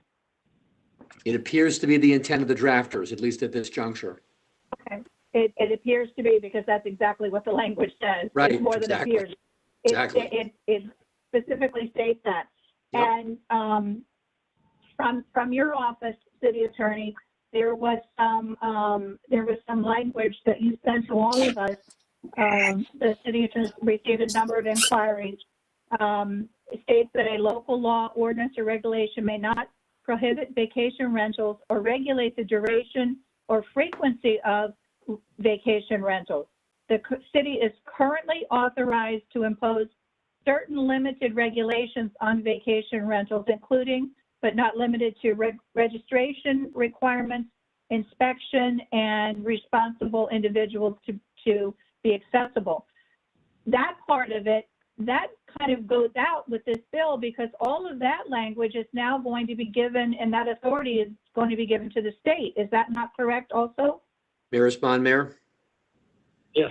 If this Senate bill 522 and the companion House bill passes, whatever preemptions have been aggressively pursued in Tallahassee for the past 5 years will end with these two bills, because frankly, local government will have very little of any authority except for building code compliance and fire code compliance, if I'm reading it correctly. Unless, of course, an ordinance was adopted prior to this 2011, which was theoretically grandfathered under the state law, and that's in 509. Very few cities actually did that. Those that did, they can bask in the intellect of having done one, but the laws have changed considerably since 2011, all of which have basically denuded the rights of local government to make decisions on that basis. And there was another part of this bill summary which kind of speaks to what you just said, City Attorney. It says the bills would allow a quotation mark grandfathered city to amend its short-term rental regulations if the amendment makes the regulation less restrictive, which would not be a direction you'd want to go to make it less restrictive, but that would be all that they would allow to honor a grandfathered in. Would be they could change it, but it would have to be less restrictive. This bill would also require that any ordinance, such as noise, parking, trash, etc., must be applied uniformly to all residential properties, regardless of how the property is being used. Again, that was just another enforcement of something saying that if this gets passed, it doesn't matter if you are a rental property, short-term, long-term, 1 day, 20 days, whatever. Every single resident in your community would have to follow that. And it's also said that this bill would clarify that the provision of the bill shall not supersede any current or future community association governing document. And that's kind of interesting as well. So, Mayor and my colleagues, what I take from this is that we've known that this is a huge problem. We've known it's a problem that's been coming down the pike for a long time, and not for lack of trying to find language that would fly as a bill that allowed communities, cities to have say-so over what happens in their area, in their residences. That's just kind of like not happening. So I would ask all of you again to read this bill, the Senate Bill 522, and the companion is House Bill 219, same language, but to read them. And I think that we've got a lot of work ahead of us. And I know at the Florida League, they are working very hard on trying to get proper language that is going to work and be protective of our communities and give us some teeth. But it's a hard fought battle, and there's a lot of money out there on the opposite side of wanting to not make that happen. But I think it's collectively, again, if we try to put some language together, Mayor, to send to our elected through the league, through the Broward League, hopefully there's help in numbers, but this is a huge issue, and we do need to go forward. I'm not quite sure where we should go. I think that I'd like for us to have more discussion on this item after my colleagues have really had some opportunity to read through these proposed bills and the language, so that we actually can fully understand what is being asked to happen to us, and how do we then act upon that. Thank you. Commissioner Castillo, do you have a comment? Thank you. Commissioner Seipel makes good points. I read both of the proposed bills, and in addition to that, one point that she didn't mention is that there is no grandfathering clause. So that means that any of these bills for registrations that have been passed come off the books immediately. They're nullified if the legislature, as we expect, acts on this and the governor signs it. Additionally, this is a worrisome thing because it affects.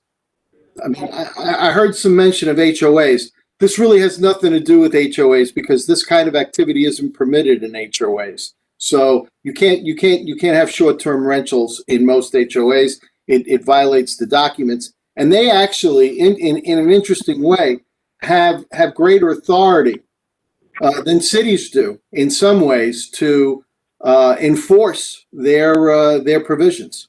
For example, it happens to be standing state law in Florida that a code enforcement officer, though duly sworn, can't enter a owner-occupied single-family home to do a code inspection without the consent of the homeowner. Correct, Mr. City Attorney? You are correct. So if Commissioner Seipel's clause is that any local ordinance must apply to rentals to the same extent that they would to an owner-occupied single-family home, code enforcement would be mixed because you couldn't have a different standard, correct? That, in the context of your comment, yes. One caveat, by the way, administrative warrants may be available, but that's another topic, another day. That's a very, very different situation. Now you got to go to court, and it has to be probable cause and all this other kind of stuff. It's a very, very complicated thing. So what we're looking at here is a situation that is very, very difficult. Now, if you commissioners want to join in and approve a registration process, I will do it. I will do it because I've walked many communities citywide, and this has been an issue, particularly in the eastern and the central parts of our city, in Pembroke Lakes in particular, but also in some of the areas south of Pines, east of let's say hiatus or so. That's where I saw the majority of these complained about. But there's more to it than that. So the complaints that I've heard come in two flavors. One has to do with, I don't want any rental activity on my block at all. And the other has more to do with behavior. And the behavior has more to do with noise than anything else. Three of us were on this board when Commissioner Ferrandino, God rest his soul, brought forward the noise ordinance. Our noise ordinance was very well intended, and it served our city for a long time. But we could do an awful lot better in terms of enforceability of that noise ordinance if we had specific decibels in it, if we had additional teeth put into that ordinance that would apply to rentals and non-rentals alike. We get complaints all the time about noise. So it's not like we're totally without the ability to deal with some aspects of this. At the end of the day, if you guys want to go through the process and take the risk that we're going to adopt an ordinance that could very well be rendered moot by the legislature, I'll go along with the registration process. But to register a home so that we know that it's there is a good idea in essence. Because one, Mr. City Attorney, there should be no homesteads against these properties, right? Because they're renting them. That would be a major issue. Then that would become non-homestead properties. Okay. So the second thing is if they're renting, it would be nice to know who the owner is and how to contact them. Right? And the real estate board agrees with those things. What they don't agree with is cities that are charging $400 to register or $250 to register, like one of our neighbors, and they're throwing on all these inspection requirements that they can't enforce because the law doesn't allow it. What the real estate board is saying is if you want to charge somebody $35 to register so that their name is on record as the contact for a house that might be rented to vacationers, they're not against it. And I know that because I've spoken to them. So okay. It depends on what the motion is. If the motion is just to register the homes, I'm in. Okay, here's the problem. I don't think that's the motion, though. Here's the problem. Here's the problem. Right now, if you send code out to a house because you got a complaint about noise, code will go out. 3 a.m. in the morning. They'll see that it's a house. And then the party will tell them, well, I'm renting this. So the HOA didn't know and was not consulted about a vacation rental. nor is the city consulted about a rental property. That's why the Florida League is so against these bills, because we don't know. And our residents don't know. If I rented my house today for Airbnb, nobody would know that. They wouldn't know unless you're tight with your neighbors, they wouldn't know who's renting. So we've got to get some order. And again, I reiterate, these bills are alive, and this virtual legislative process in the next coming session is going to make it very, very difficult for us. So I would say let's pass some things that we could at least have some bite on. So, okay, any further discussion on the motion? Yes. Mayor, can I ask a point of clarification, please? Commissioner Seipel. Oh, go ahead, Commissioner Seipel. Thank you, Mayor. Thank you, Mayor. I did want to read again. My colleague mentioned grandfathered, and this is a legislative summary where it specifically says the bills would allow a grandfathered city to amend its short-term rental regulations only if the amendment makes the regulation less restrictive. So they're saying you can do it, just make it less restrictive. Which all right, let's get through this item because I think we're all in agreement what we have to do. Commissioner Castillo, then let's move on. Yeah, I'm sorry. Hold on. Commissioner Seipel, you done? I had one more thing if I could, Mayor. Go ahead.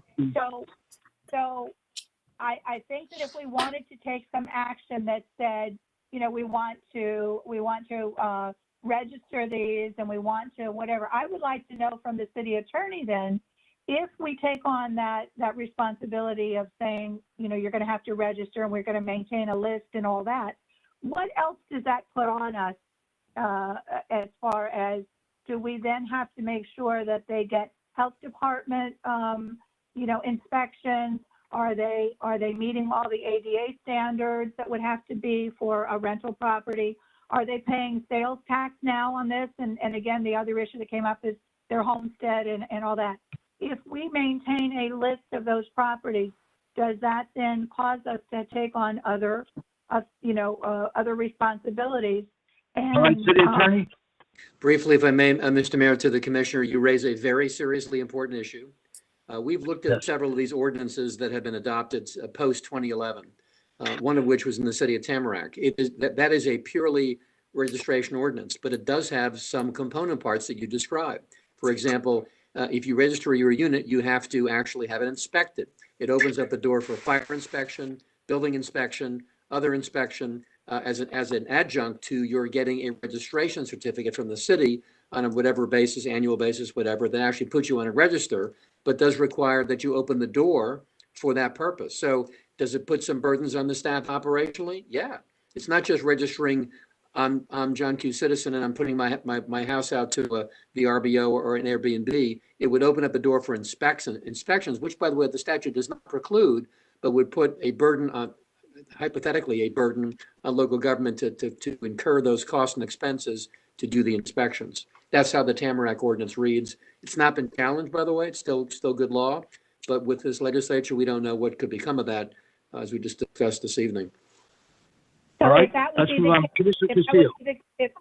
I'm sorry, if that would be the case, then is the timing right for us to take on an item that says we will go forward with putting a registration when we know that these bills are going to be heard here in the next, few weeks that may change everything that we're looking to do?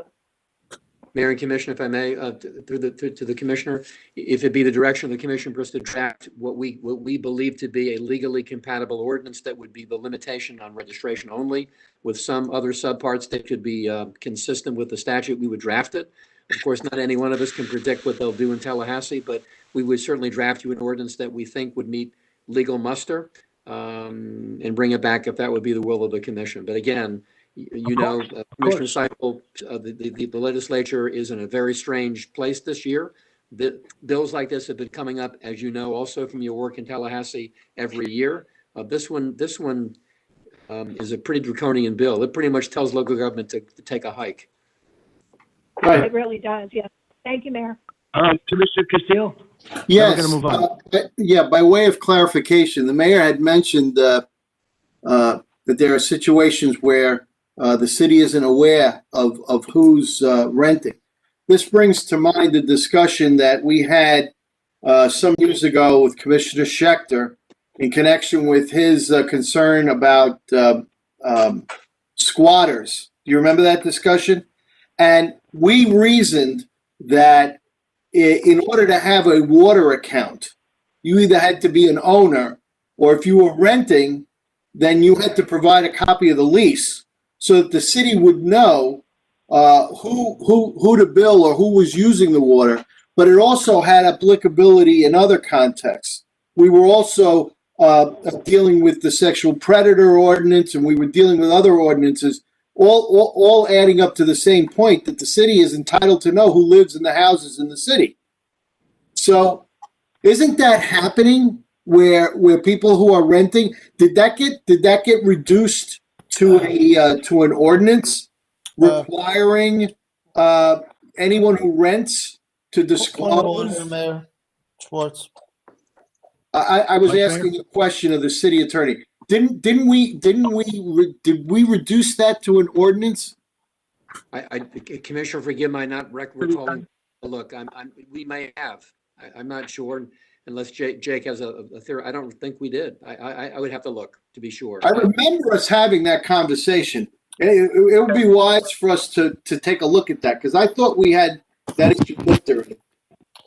Okay, Vice Mayor Schwartz. Thank you. Mayor? To the last comment, there was a discussion about finding out who lived where and that kind of nonsense. But what we decided on doing was having an application process for the water department, and it's working out extremely well. In most cases, we're not having the squatter issues that we once had, and Commissioner Schechter's efforts are still being felt today. With respect to the item that's before us, the motion is to provide direction for the city attorney, our planning director, and the Fort Lauderdale Board of Realtors sit down and bring back an ordinance that we can support. Keep in mind that the governor has until July the 1st to veto whatever happens in Tallahassee. Our residents are seeking relief right now. We do have some things right now, I believe, that code enforcement can't enforce, Mayor. Mayor, let me just finish this point, because I want to move on. Finish the point. We're going to move on. Okay. I think it's getting a little. We have an ordinance for home-based businesses that says that consumers cannot go to a home-based business that disrupts the neighborhood. That's already on our books. So you have a renting situation like a vacation rental that is disturbing the neighborhood. We do have some teeth right now. However, the registration process will put the burden on that business owner versus our city, who's currently having to scan social apps to find out that you can rent an 8-bed space in Pines Village or out in Chapel Trail. Okay. So, all right, we've got call the the question. City clerk, call the question, please. What is the question? What are we voting on? The motion in front of you, Commissioner. The motion in front of it has 8 paragraphs. What specifically are we voting on? I'm running. I'll answer your question, please. There was a motion by the vice mayor of this project we're looking at right now. There was a second by Commissioner Good. That is what is under our purview right now. Call the roll, city clerk. Mayor, I'm not ready to vote. I don't understand the motion. I'm asking, is this a? We just did 40 minutes on it. What Maybe don't you understand? maybe you should calm down and listen to a colleague. I'm asking the question. Is You need a whole Oh, gosh. I'm telling you. Can I ask the question, please? Can I ask the question, please? Is this motion just for a registration process? May I respond? The answer is that the motion is to prepare an ordinance not inconsistent with the statute or inconsistent with the AGOs, which would principally be a registration ordinance with some subset issues, but principally inspection, because that's part of it. How would you craft inspection around the current scenario? You tie registration to access to the property for inspection purposes under the Florida Building Code and also the Florida Fire Code. That's how they do it in Tamarack. So it's conjoined, and I would look at that. So we expect people who are currently. So we expect people under the motion. We expect people who are currently renting their homes without inspection or registration. No, Commissioner. Point of order, because I'm asking the question. We expect people who are renting their properties. Hold on. Without registration or. Hold on. City Attorney. Yes, Mayor. Please restate the motion clearly so everybody understands it.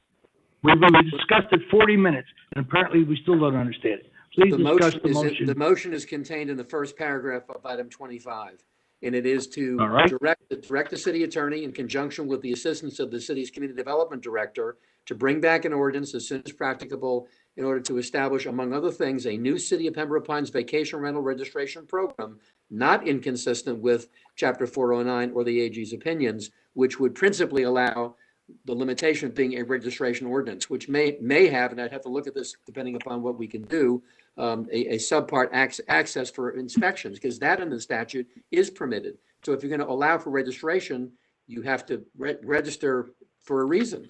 And if it allows you access, that was the reason, is to confirm building code compliance and fire code compliance, which fire will. Got it. That's pretty clear, right, City Attorney? I'm sorry. Hold on. City Attorney? Yes, Mayor. That's pretty clear on the motion, correct?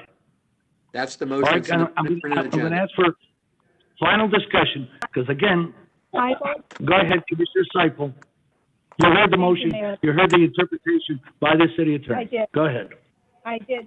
Good. I did, Mayor, and I thank the city attorney for clarifying that and reading the first paragraph of this item, which talks about a registration, and it would need to add language in there about the inspections and all that. I would hope that this first paragraph is all that needs to be said, with that additional language about providing for inspections that the city attorney mentioned, the registration and the inspections, and all the rest of this that's in here does not need to be part of this motion, and is very confusing. That first paragraph says it all, with that additional language. If the maker, if Vice Mayor Schwartz would consider that as his motion to contain that first paragraph with the addition of, as the city attorney said, provisions for inspections, I think that that's very clear as to what could happen and should happen, and I think that that's something I could fully support and I think would be a good motion.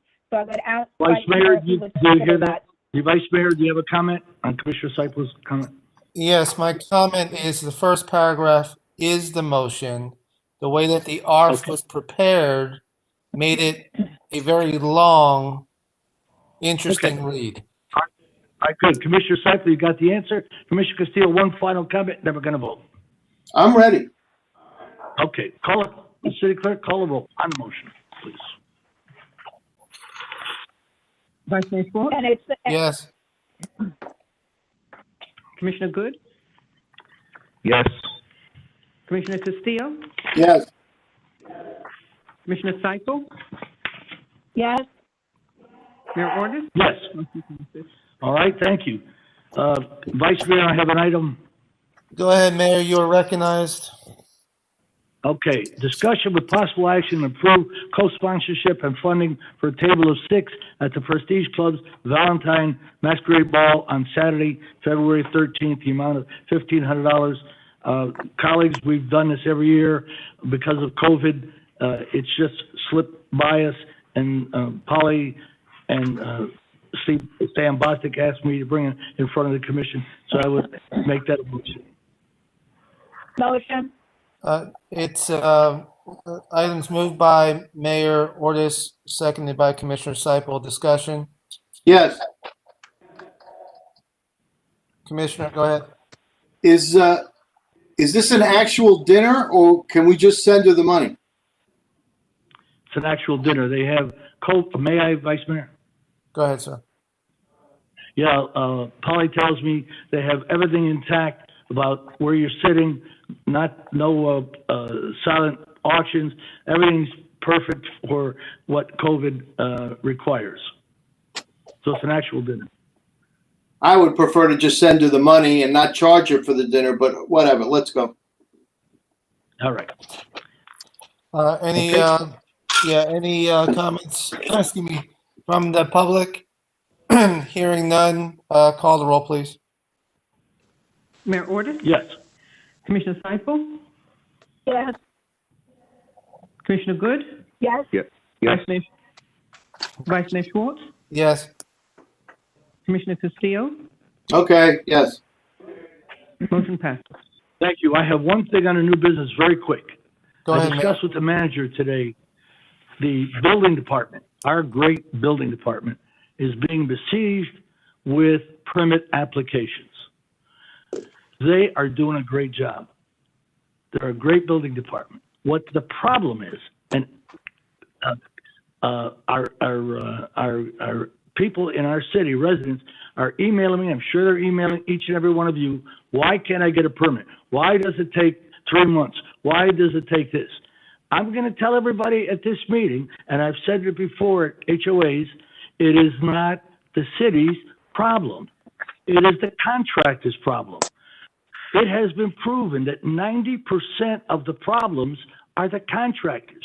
They don't listen to what the city of Pembroke Pines tells them what they must do to clarify or fix that so they can get a permit. We're getting the blame, and we shouldn't get the blame. It is the contractor that needs to get the blame. So I just wanted to bring that up because I'm tired of our residents thinking it's just the building department. Anybody else? Anything else? Commissioner Good, go ahead. I have old business. Okay, so hang on. Commissioner Good's got the floor. Yeah, I just want to respond that the complaints that you've been receiving. I just wanted to respond that the complaints that I've been receiving aren't necessarily about the permits, but it's all about the customer service that they're receiving. Thank you, sir. Okay. The Commissioner Seipel. Yes, thank you, Mayor. Old business. I'm asking for a little bit of help here. I greatly appreciate that you all selected myself and Commissioner Good to go on the Affordable Housing Committee. But I will tell you, I'm going to ask that if Commissioner Good would consider being, swapping places with me, just because my time has gotten, and I know his time is a little bit busy as well, so I do appreciate that. But my time with a couple things that I'm working on has really been shortened a little bit, and I'm not quite sure that that I would be able to really do justice to this. So, Commissioner Good, would you consider doing a swap with me? That you would be the member and I would be the alternate. I would absolutely take that. Yes. All right. Good point. So, anything else? So, Mr. Mayor, do we need to vote on that because it was a voting action, or is it okay that we do it this way? I think it's okay we do it this way. Everybody has consent? Consensus, yeah. Good, We're perfect. Good. Thank you. Thanks, I appreciate it. Thank you all. So much. Great meeting. Thank you very much. Thank you. Thank you. Thank you all. Have a good evening. Thank you all.